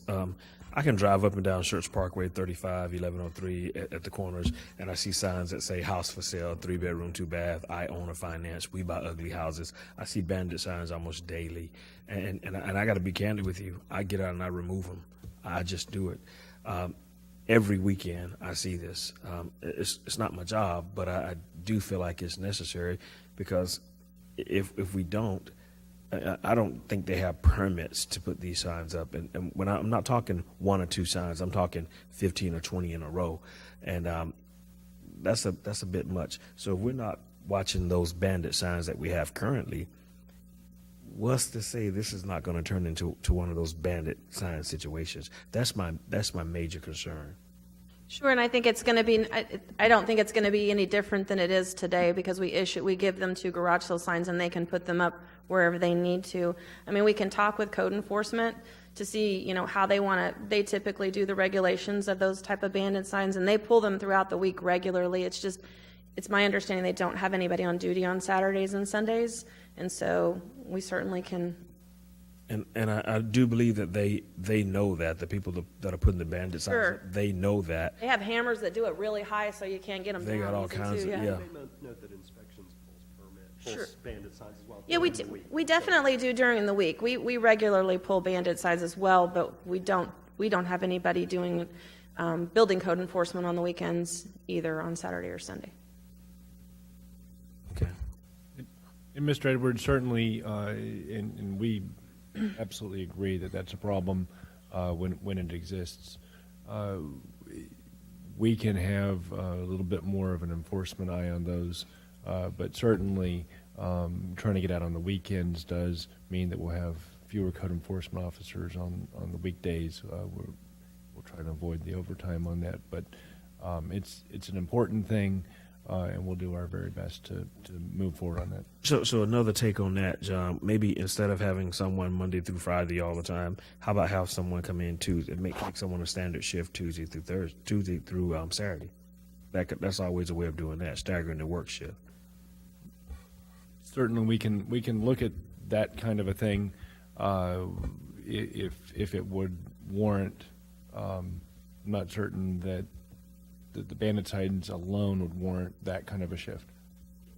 I'm not thinking just bandit signs. I'm thinking that on the parade route the other night. So those are types of things that we could actually have someone look at on a Saturday morning as well. We're moving away from our posted item. Yeah, I just think the bandit signs need to be looked at as Understood. well. Yeah, I don't want it to come into that situation with garage sale signs. Mr. Crawford. Lisa, just so I'm very, very clear, everything you said applies to HOAs, correct? That's correct. Okay. I do have the same concern Mr. Scagiola has, but I can't offer you a solution that makes it go away.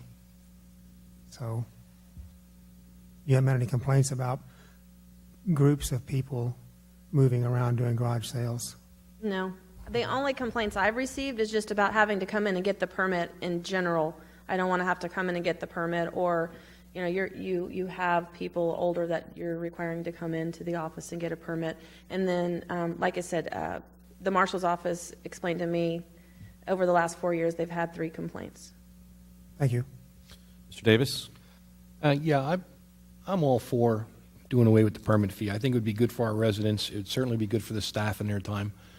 I have to echo Dr. Scagliola's and Mr. Edwards' concerns. I'd really hate to see the Schertz Parkway turn into a daily garage sale sign with arrows pointing like they do open houses and stuff like that. So as long as we can address the enforcement of the section of the ordinance where it talks about where they can post signs, I really do think that that beyond the city website, this is a great candidate for a nice big article in the Schertz magazine as well. Absolutely. That was the plan. If it is, if council chooses to go forward with this, then there will be an article in the Schertz magazine. And I do think, I don't want to phrase this. I do think that if we're going to go down this route, I think one of the things that's going to be important is if we're going to do it, let's enforce it the way it's written here. And if we have someone that's constantly violating either the number of events or putting signs where they should not be putting signs, maybe it's something where there makes no sense to put a $200 fine in there if we're not going to pursue that for those people that are consistently violating it. Mr. Larson? This is one of my favorite things to see a bunch of lists of Section 5.225 was removed, Section 50.227 was removed. So I think this is great. We talk about there really hasn't been any enforcement because of manpower and other issues for a long time. And over 3 years or 4 years, you've had 3 complaints. So it's really not a problem in the community. People should be able to sell their stuff without having to beg the city for permission. So with that, I make a motion to approve ordinance number 17L51. Second. I have a motion from Mr. Larson. Sound like a second from Mr. Crawford. Did I get that right? Okay, good. Any other comments or questions for council? Hearing none, I'll call for a vote. Aye. Aye. Aye. Aye. Aye. Aye. Aye. I think I had 7 ayes and no nays, if I'm correct, and motion carries. Excuse me, Mayor. good. There was a discussion regarding an amendment to reference the address. Is that going to be included? That wasn't made in the motion. Okay. The motion was to approve as presented by staff. Thank you. You bet. Okay. Thank you. Thank you, ma'am. Very well done. All right, next item we have is item number 4, which is ordinance 17K49, which we also have set for public hearing this evening. So the first thing I'm going to do is read the caption for the ordinance, then turn over to staff for presentation. Then we'll open it up for public hearing, and then we'll open it up to the city council. So ordinance 17K49 reads, an ordinance by the city council of the city of Schertz, Texas, closing and abandoning to the abutting property owners a portion of right-of-way between Savannah Drive and Lot 28, Block 2 of Savannah Bluff Unit 1 subdivision, and establishing an effective date hereof. Evening, sir. How are you? I'm doing fantastic. Good evening, council, mayor.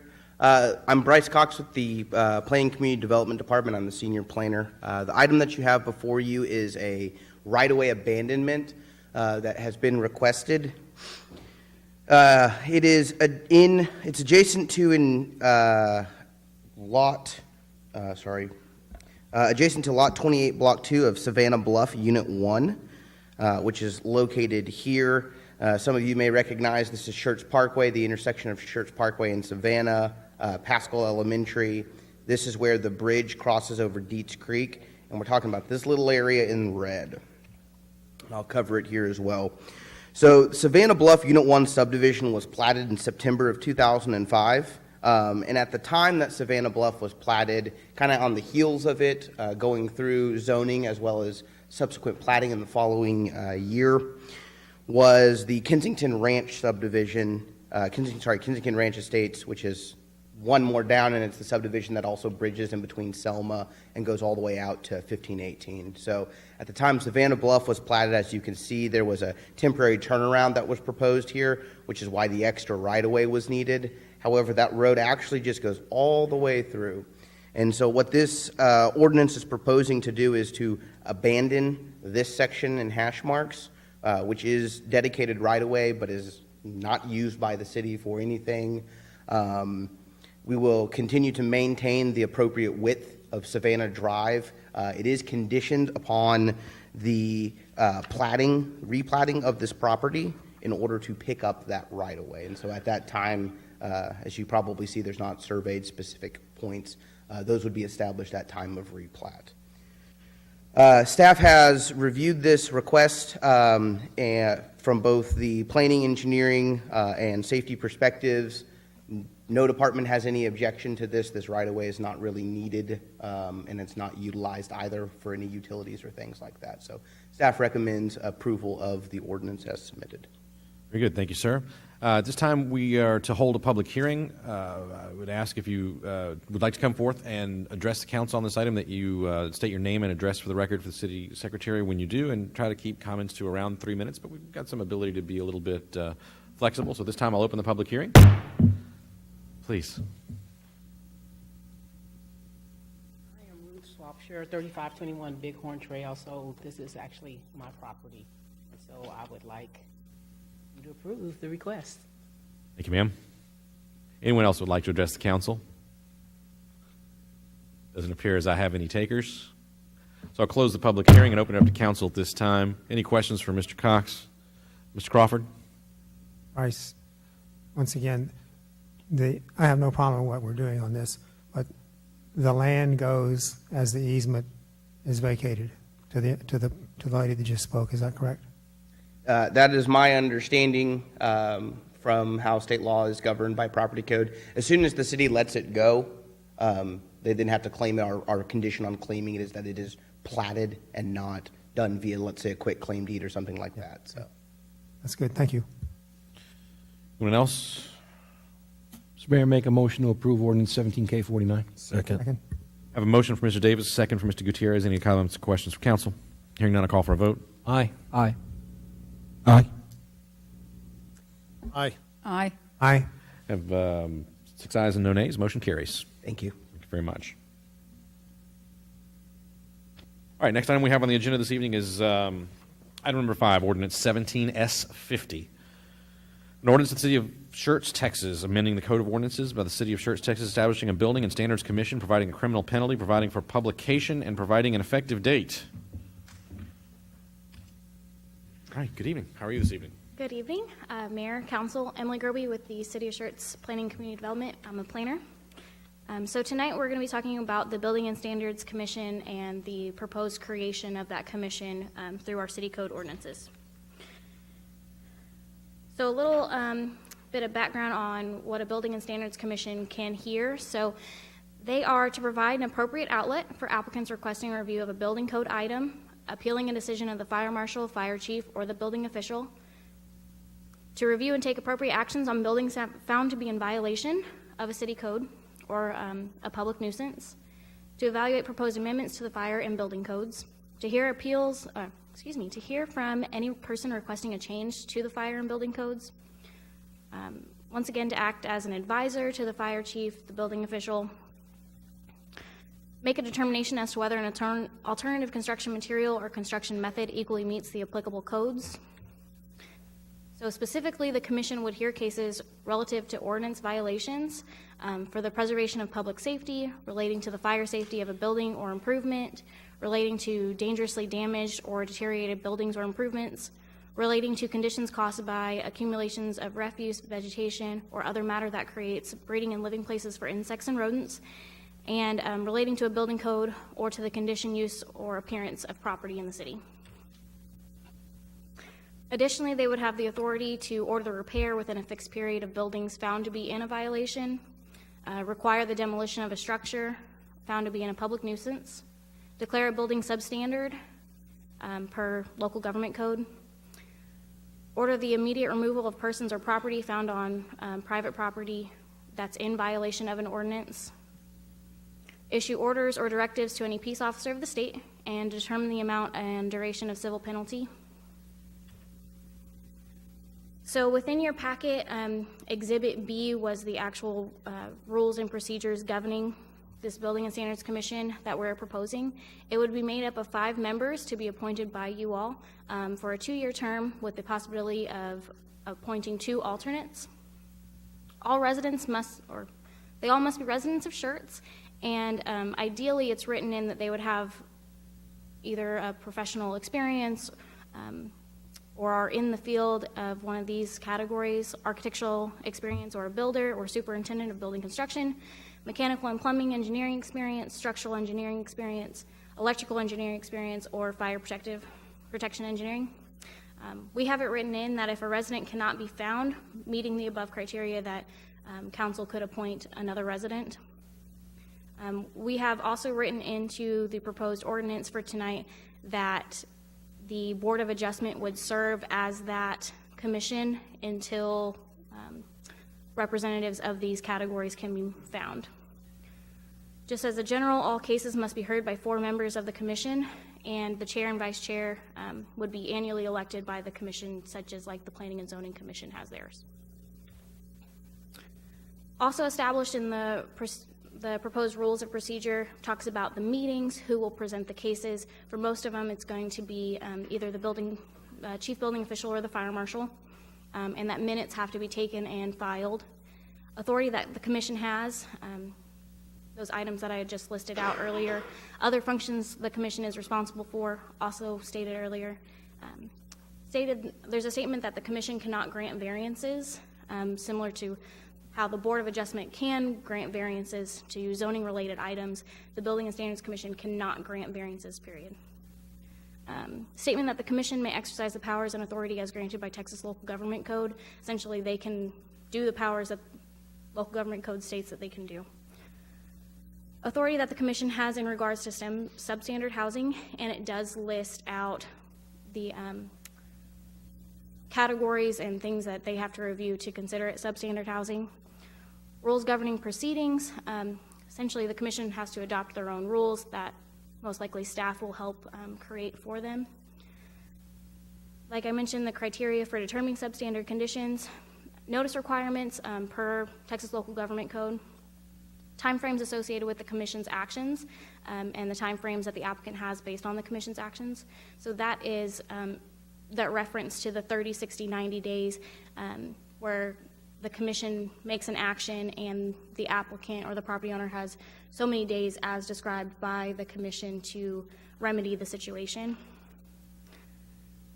Fees for appeals that are heard by the Building and Standards Commission per current fee chart, it's listed at $750 for them to request a appeal of a building or fire code decision. Statements in regards to if the applicant fails to comply with the commission's orders, essentially what would happen if they don't comply. Final decisions of the commission and how they are displayed and noticed. Once the commission makes a determination, there's local government code stipulates how that has to be noticed, how it has to be sent to the property owner, and all that's included in the procedures.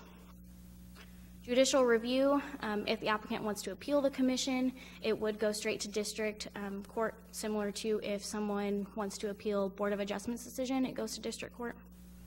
The commission's authority to assess penalties, and that is straight from Texas Local Government Code, allows them that right. So some of the proposed city code of ordinance changes that go along with this. Currently, Chapter 18, the Building and Building Regulations, Article 1 in general, Section 18-6, currently has a Board of Appeals listed, which as of right now, we do not have a Board of Appeals in general. So we want to replace the Board of Appeals and the language that is associated with that with Building and Standards Commission, essentially giving them, the Building and Standards Commission, the right to hear appeals of building and building-related items. Similar with Chapter 30, the Fire Prevention and Protection, replace Board of Appeals that's listed in their fire codes with the Building and Standards Commission. And then Chapter 54, Nuisances, Article 5, Property Maintenance Requirements, Section 54.20, Demolition. The only changes that we're making in the demolition nuisance ordinance is replacing Board of Adjustment with Building and Standards Commission, and then replacing Director of Development Services or his/her designee and the marshal with City Manager. So those two changes are based on Board of Adjustment legally should only be hearing cases that are relating to zoning items, and demolition of a nuisance building or something like that is not a zoning item, so it's not appropriate for Board of Adjustment to be hearing them. However, the Building and Standards Commission is allotted that right. And then obviously the replacement of Director of Development Services and City Marshal, those job changes have changed, the titles have changed, so we want to change it to City Manager to be consistent with the UDC and those kind of items. So that's all I have. All right, very good. We have this item listed as well for public hearing. So same direction as before. Anybody who would like to address the council on this matter can come forward and do so. I would ask that if you do that you state your name and address for the record and keep comments to around 3 minutes or thereabouts. So at this time, I'll open the public hearing. Anyone that would like to address the council can come forward at this time.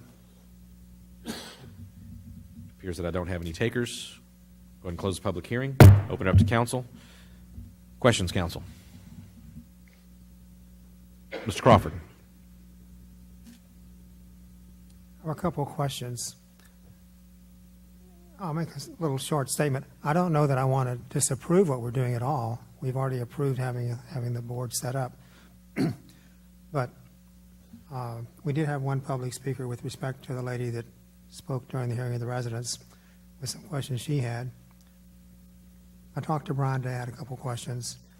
I'd kind of like to know if we could table this for a week or two, whatever it takes for Brian to work with the lady that was here earlier this evening, and that we might have a little more time to look into some of this also, if that's agreeable with the council. I don't want to table it very long, but I think we need to give Brian a chance to work with Ms. Charletsky, I think. And I've got some more questions. So, I'm asking the council that question as much as I'm sorry, you're making a motion or just floating a question? Okay, well, I'll make a motion to table this till we get the questions answered from the lady that was here tonight. It may be a week or so for us to take some more time on it. I'm concerned about making sure that people understand that this is a municipal court issue if there's a fine for doing something you're not supposed to do. It's a district court issue if you have to come up before the board and have a decision made that you don't like, some things like that that I'd like to read more about the code issues on. A point of inquiry is made. Mr. Larson? Mr. Crawford, just to clarify, your request is to make a motion to postpone for this to be reviewed at a later date after some questions can be answered. Is that correct? To give us more time, to give Brian some time to work with the resident that was the only basic public hearing person that spoke. Okay, so motion to postpone. I second. But I don't want. I don't know what you want to pick for a time to postpone. Just tell Brian talks to the lady is fine with me. So we have a point of information or procedure that was brought up. I think Mr. Larson's point was that there isn't a motion to table. It's not part of our rules of procedure, and so with a motion to postpone, we should postpone to a specific date. So we're actually, we discussed this internally as staff, and if it's something that y'all would be interested in, we'd be more than happy to come back probably the first meeting in January and have a full workshop with code enforcement and us doing our full research on, this is, if somebody walked in and wanted to appeal in a case right now that, our chief building official made, this is what would happen. If we adopt and create this commission, this is what would happen. We'd be happy to do that. It would probably take us until at least the first meeting in January to get all of that together, and we'd also be able to speak with the resident that was here earlier to get those questions incorporated. Okay, very good. Mr. Edwards? In light of all the tabs I saw in her folder, she had quite a few markers in there, and it was quite a bit. I'm inclined to agree with Mr. Crawford as well as Councilman Larson as well. Did you have a motion and a second? Dr. Scagliola? Yeah, I was just looking for some clarification. You set up some very, very stringent requirements for board members. Finding them might be challenging. In lieu of that, you decided to assign the BOA, the Board of Adjusters, to that position. One of the things that's interesting about the BOA is they are not accountable to the City Council. The City Council cannot overrule an action, a recommendation, or anything else that comes forward from the BOA. Now, will the BOA have that type of authority if they are chairing this particular committee? So the way that the Building and Standards Commission is written in local government code, and Dan, please correct me if I'm wrong, if somebody wants to appeal their decision, there's not a question, it has to go to district court per Texas local government code. That's correct. That's how it's already set up, and it's how it already exists in your ordinance today. It's designated as the Board of Adjustment. The Board of Adjustment generally handles zoning, is what you were saying, right? Yes, sir. They should only be handling zoning cases. So, a little background, when we were doing an update to Article 3, which was unfortunately before you came on, we looked at every item that was going to the commission, so it was going to Planning and Zoning Commission, that was going to the Board of Adjustment, and looked at if it was appropriate for them to hear it or not. And we kind of found this missing gap of things that were currently going to the Board of Adjustment that were not zoning items that we needed to find a more appropriate board to hear. So that's why we came with the Building and Standards Commission as kind of that missing gap to hear those items that aren't zoning, that shouldn't be going to Board of Adjustment, but we didn't have someplace to send them. Okay, but the point was, what authority will the members of this particular committee have? In other words, if they decide to overrule the fire marshal for some reason, what recourse is there at the city council level who may agree with the fire marshal in those specific rules? There is none. So if somebody wants to appeal the decision, then it would go to district court. It wouldn't come to council. Yeah, including the city. Okay. All right, anyone else? Mr. Davis? I'll give my questions. If we're going to come back with another workshop, I'll give the questions on there. Could you please include, when we do that workshop, a little more of a breakdown on the section where we talk about civil penalties? Because I only saw the one line in there where it talked about may not exceed $1,000 per day for each violation, unless it's on owner's legal homestead, in which case the penalty shall not exceed $10 per day. I mean, that's a wide gap. And I'd be interested to see what the city's recommendations are going forward with regards to a little more structure on potential penalties, other than it could be somewhere between $10 and $1,000. Yes, sir, we will include that. Thank you. All right, very good. Anyone else? I do have a motion and a second before us. Any other comments? Call for a vote. Aye. Aye. Aye. Aye. Aye. Aye. Aye. 7 ayes and no nays. Motion carries. We'll move on.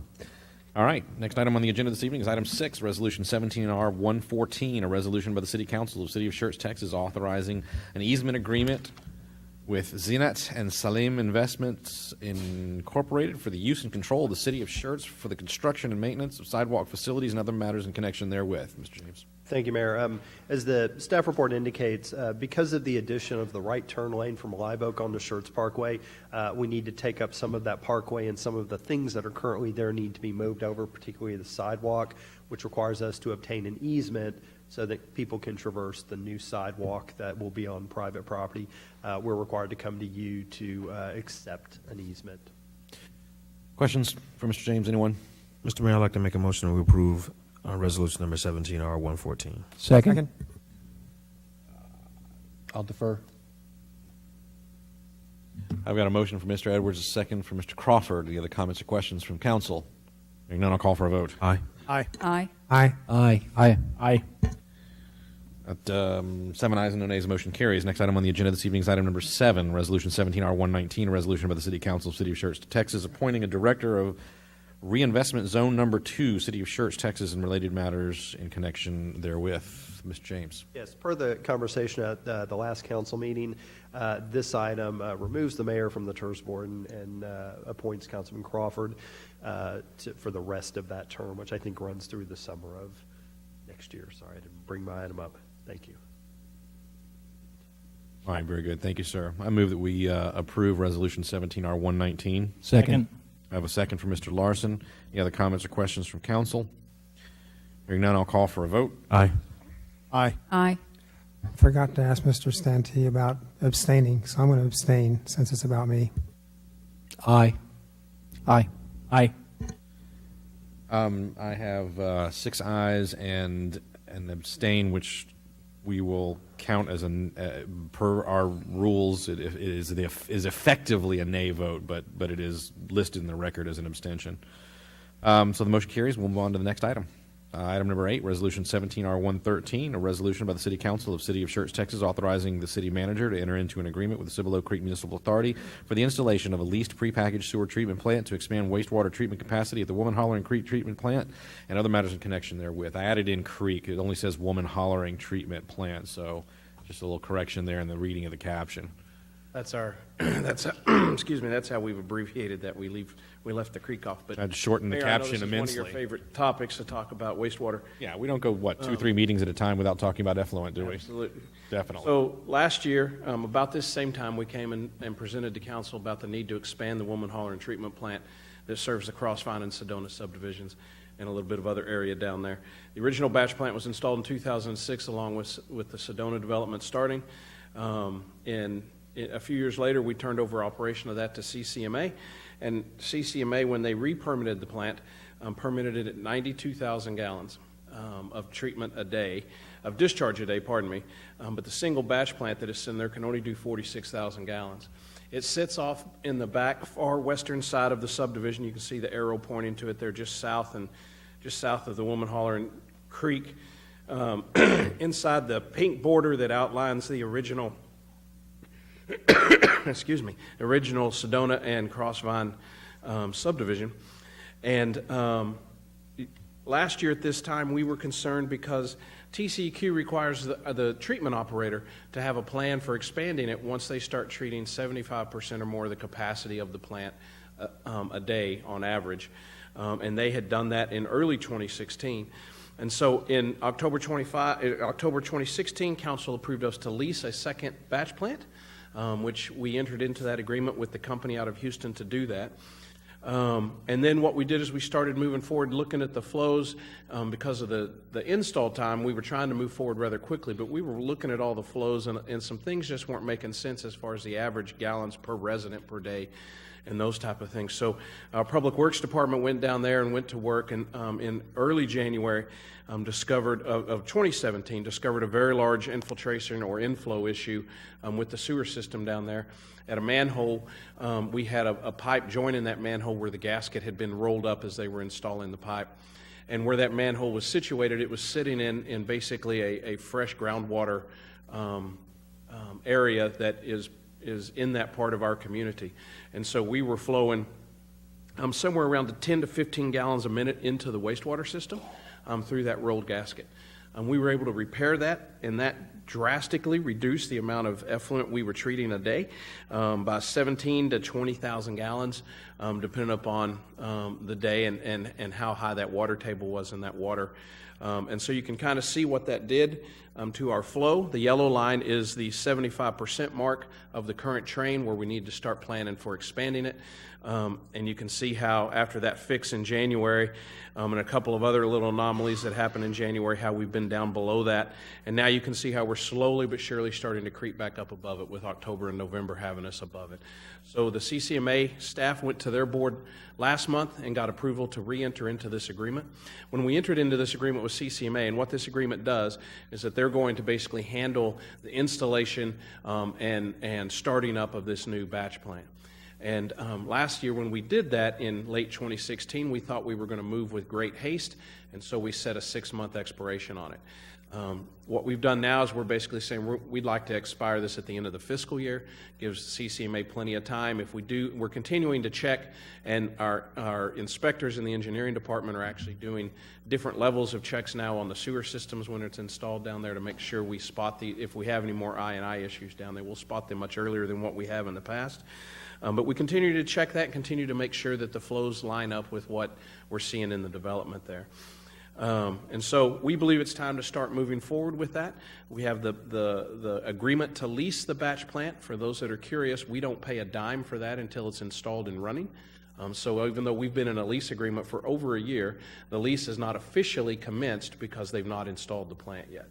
And so we're asking tonight for council to approve authorizing the city manager to enter into this second ILA with CCMA for the installation, the preparation and installation of a second batch plant at Crossvine. And we will keep you updated as that moves forward. All right, very good. Thank you. By the way, double points for having a yellow line instead of a gray or brown line on the chart. Any other comments or questions from council on this? Or are we ready to pass this resolution? Mr. Mayor, I'd like to make a motion that we approve resolution number 17R113. Second. Motion from Mr. Edwards, second from Mr. Davis. Any other comments from council? Call for a vote. Aye. Aye. Aye. Aye. Aye. Aye. Aye. 7-0. Motion carries. Thank you. Item number 9. Resolution 17R115, resolution by the City Council, City of Schertz, Texas. By the way, anybody watches the video later, it's 9:40 at night. Resolution 17R115, resolution by the City Council of the City of Schertz, Texas, authorizing the city manager to enter into an agreement for the purchase of 5 stretchers, upgrade 3 current stretchers, and add service agreements on all stretchers. Mr. Mayor, may Larson? I make a motion to approve resolution number 17R115 and resolution number 17R117 on consent? Is that A motion has been made to move items number 9 and 10 to a consent format. Second. I have a second from Mr. Edwards. So first, I'm sorry, Dr. Scagliola. So the first thing we'll do is if the motion passes, then I will revisit these 2 items. I will read both captions to make sure that we follow the rules as if we were already under consent, and we'll take it up that way. Point of information? Yes, sir. May I simply make a motion to approve resolution number 17R115 and resolution number 17R117? We have to, charter requires that we take up items, and our rules require that we take up items with a single question. Even if council is in unanimous agreement that we do not do it that way, we do have to take up one question at a time. So if you would be willing to withdraw both motions and make a motion to approve resolution 17R115, I would certainly entertain that motion with council. Yes, I withdraw both motions and make a motion to approve resolution number 17R115. Second. I have a second from Mr. Davis. Any other comments or questions from council? Hearing none, I'll call for a vote. Aye. Aye. Aye. Aye. Aye. Aye. Aye. Have 7 ayes and no nays. The motion carries. Next, well done, sir. Yeah, thank you. Well done, sir. Thank you. Go buy some. You get to go buy some stuff. The next item that we have is Resolution 17R117, a resolution by the City Council of the City of Schertz, Texas, authorizing for the city manager to enter into an agreement for the purchase of 4 stretcher loading systems from Stryker EMS Equipment. Mr. Mayor, I make a Larson. motion to approve resolution number 17R117. Second. I have a motion from Mr. Larson. I think I have a second from Mr. Gutierrez. Any other? I'm sorry, Mr. Davis. Thank you for correcting me. And I can't hear. Any other comments or questions from council? Mr. Mayor, do you guys still have the strikers still out front? Are those stretchers out there? Oh, he had to leave? Because I think they were going to give us a demonstration, weren't you? Yeah, several council members saw it. Okay. Before council. Okay, just want to make sure. We got anyone else? I do have a motion and a second. I'll call for a vote. Aye. Aye. Aye. Aye. Aye. Aye. Aye. Have 7 ayes and no nays. The motion carries. Thank you. Well done, sir. Item 11, Resolution 17R116. By the way, this is a treatise in the wisdom of where items are placed on an agenda. Resolution 17R116, a resolution by the City Council of the City of Schertz, Texas, authorizing expenditures in excess of $50,000 with the highest single vendor contract not exceeding $665,000, and the total of all contracts not exceeding $1.193 million, and is approved in the 2017-2018 fiscal year budget for the city's vehicle replacement program and other matters in connection therewith. Yes, Good sir. evening. Thank you. Good evening again. As you're aware, or maybe you're not, this is actually the 3rd year that we're coming before you with an item similar to this.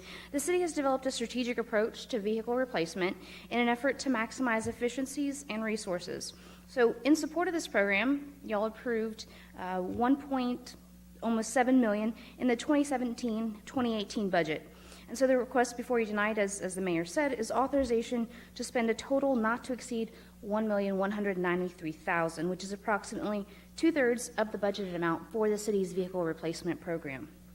The other 1/3 is comprised of purchases such as the police squad cars that have already come before y'all for approval, and then also some other small equipment replacement like trailers and such that are going to be less than $50,000 with a single vendor. So for our request tonight, Fleet has worked collaboratively with the individual departments on vehicle specifications, and purchasing has assisted with the solicitation of estimates. The city has historically purchased vehicles from cooperative vendors, which has allowed us to procure vehicles by capitalizing on volume discounts. The selection of each vendor was carefully considered by Fleet and the department based on the vehicle spec and the ability of the vendor to meet our need while providing the best value to the city. You'll notice that the single highest request is for $665,000 with Silsby Ford. We have previously purchased from Silsby, and they continue to be a leader in municipal fleet management, providing exceptional service and highly competitive pricing. When we've compared them to others, nobody's been able to come close. They also represent numerous equipment brands as a master distributor, which can make the purchasing process for special build vehicles like the animal services truck or the sewer cleaning truck, a more efficient process. So, though all of the requested vendors on this resolution have been awarded cooperative purchasing contracts, which do satisfy the state requirement for competitive procurement, city staff has exercised due diligence in looking to make sure that we are procuring the best value for the city. And so based on that evaluation, we are requesting approval to spend up to $665,000 with Silsbee Ford, up to $70,000 with Caldwell Country Chevrolet, up to $100,000 with Far West Environmental Supply, up to $71,000 with Fleet Safety Equipment, up to $137,000 with Doggett Freightliner, and up to $75,000 with both RDO Equipment and Motorola for purchases related to the city's vehicle replacement program. So with that, I'm happy to answer any questions that you may have. Very good. Council, any questions? You know, I just want to say thank you guys for something that I've always said. We need to try to use some of our local vendors, and RDO and Doggett Freightliner, they're local guys. I've always questioned, are we getting the best bet by going out to Silsbee and so forth? But I'm quite sure that this will give the others in the area an opportunity to step up their game to be more competitive. Sure. So I appreciate that. Very good. Mr. Crawford? Mr. Wade, thank you for answering my questions this afternoon. It saves Jessica a lot of time. Thank you, Mr. Wade. Any others? Not, is there a motion to approve 17R116? Make a motion, we approve resolution 17. Second. I have a motion from Mr. Crawford, second from Dr. Kaiser. Any other comments or questions from council? Hearing none, I'll call for a vote. Aye. Aye. Aye. Aye. Aye. Aye. Aye. If 7 ayes, no nays, the motion carries. Next item we have on the agenda is a roll call vote confirmation. And I think we've done all kinds of things, skipping around here, adding some things onto a consent agenda. So, Mrs. Ennis, it's all yours. All right, regarding the Enjoy. workshop item to name the no-name park, motion was made by Mayor Pro Tem Edwards, seconded by Councilmember Kaiser, to name it Mary Whitfield Burks. Mayor Pro Tem Edwards, Councilmembers Davis, Gutierrez, Larson, Scagliola, Kaiser, Crawford voted yes, no one voted no, motion passed. Workshop item, to place an item on an agenda to establish a set of guidelines or policy for use of social media for public or private for elected and appointed officials. Motion was made by Councilmember Scagliola, seconded by Councilmember Kaiser. Mayor Pro Tem Edwards, Councilmembers Davis, Scagliola, Kaiser, Crawford voted yes. Councilmembers Gutierrez, Larson voted no. Motion passed. Item number 2, ordinance number 17B52, first and final. Motion was made by Mayor Pro Tem Edwards, seconded by Councilmember Scagliola. Mayor Pro Tem Edwards, Councilmembers Davis, Gutierrez, Larson, Scagliola, Kaiser, Crawford voted yes. No one voted no. Motion passed. Item number 3, ordinance number 17L51, first reading. Motion was made by Councilmember Larson, seconded by Councilmember Crawford. Mayor Pro Tem Edwards, Councilmembers Davis, Gutierrez, Larson, Scagliola, Kaiser, Crawford voted yes. No one voted no. Motion passed. Item number 4, ordinance number 17K49, first reading. Motion was made by Councilmember Davis, seconded by Councilmember Gutierrez. Mayor Pro Tem Edwards, Councilmembers Davis, Gutierrez, Larson, Scagliola, Kaiser, Crawford voted yes. No one voted no. Motion passed. Item number 5, ordinance number 17S50, first reading. Motion made by Councilmember Crawford, seconded by Councilmember Larson. Mayor Pro Tem Edwards, Councilmembers Davis, Gutierrez, Larson, Scagliola, Kaiser, Crawford voted yes. No one voted no. Motion passed. Item number 6, resolution number 17R114. Motion was made by Mayor Pro Tem Edwards, seconded by Councilmember Crawford. Mayor Pro Tem Edwards, Councilmembers Davis, Gutierrez, Larson, Scagliola, Kaiser, Crawford voted yes. No one voted no. Motion passed. Item number 7, resolution number 17R119. Motion was made by Mayor Carpenter, seconded by Councilmember Larson. Mayor Pro Tem Edwards, Councilmembers Davis, Gutierrez, Larson, Scagliola, Kaiser, Crawford voted yes. No one voted no. Crawford abstained. Motion passed. Item number 8, resolution number 17R113. Motion was made by Mayor Pro Tem Edwards, seconded by Councilmember Davis. Mayor Pro Tem Edwards, Councilmembers Davis, Gutierrez, Larson, Scagliola, Kaiser, Crawford voted yes. No one voted no. Motion passed. Item number 9, 17R115. Motion was made by Councilmember Larson, seconded by Councilmember Davis. Mayor Pro Tem Edwards, Councilmembers Davis, Gutierrez, Larson, Scagliola, Kaiser, Crawford voted yes, no one voted no. Motion passed. Item number 10, resolution number 17R117. Motion was made by Councilmember Larson, seconded by Councilmember Davis. Mayor Pro Tem Edwards, Councilmembers Davis, Gutierrez, Larson, Scagliola, Kaiser, Crawford voted yes, no one voted no. Motion passed. Item number 11, resolution number 17R116. Motion was made by Councilmember Crawford, seconded by Councilmember Kaiser.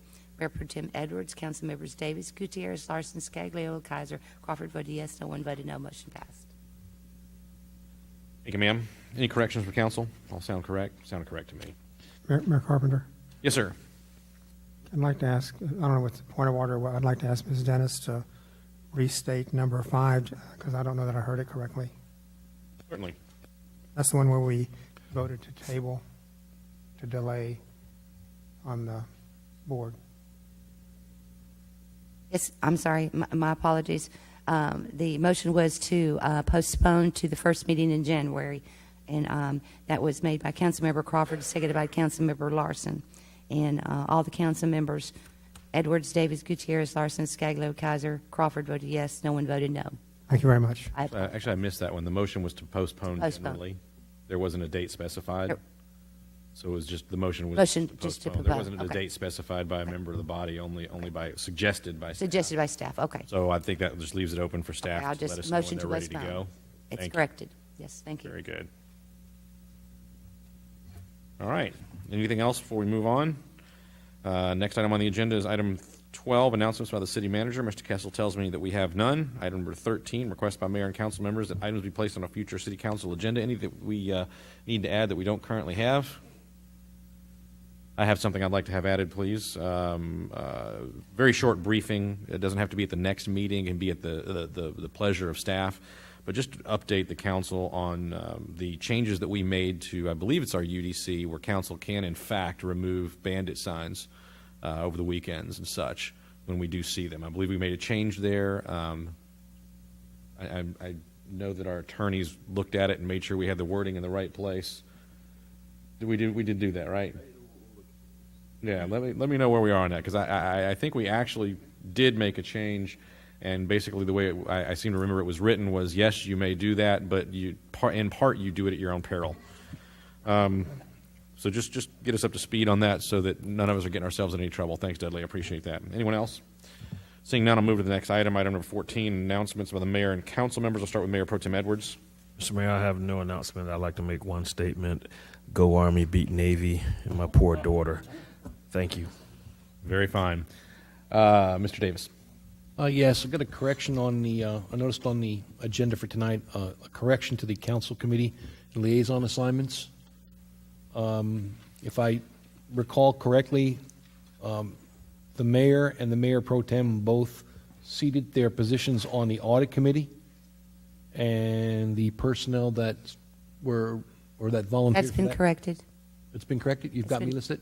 It's been corrected. Thank you, ma'am. Very good. Anything else, Mr. Davis? No, sir. Mr. Gutierrez? Yes, I attended the movie on the park this Saturday. Just wanted to say special thanks to our Parks and Recreation staff, and also to Crossvine for sponsoring the event. Thank you. Very good. Mr. Larson? Nothing? Dr. Scagliola? Yeah, I think Schertz was very well represented at the Cibolo Parade.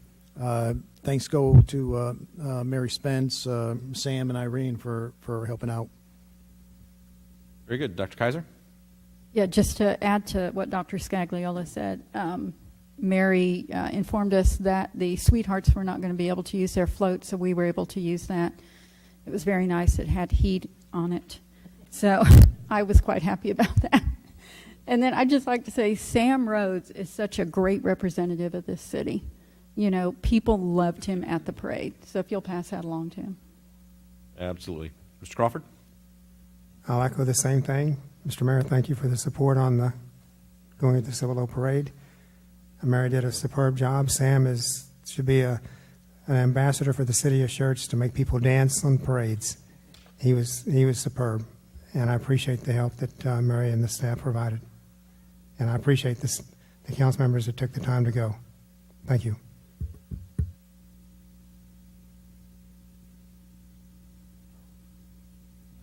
On Saturday midday, I was able to attend a reception with Lieutenant General Quast and a number of the more senior general officers from Joint Base San Antonio at Randolph, and very, very good meeting.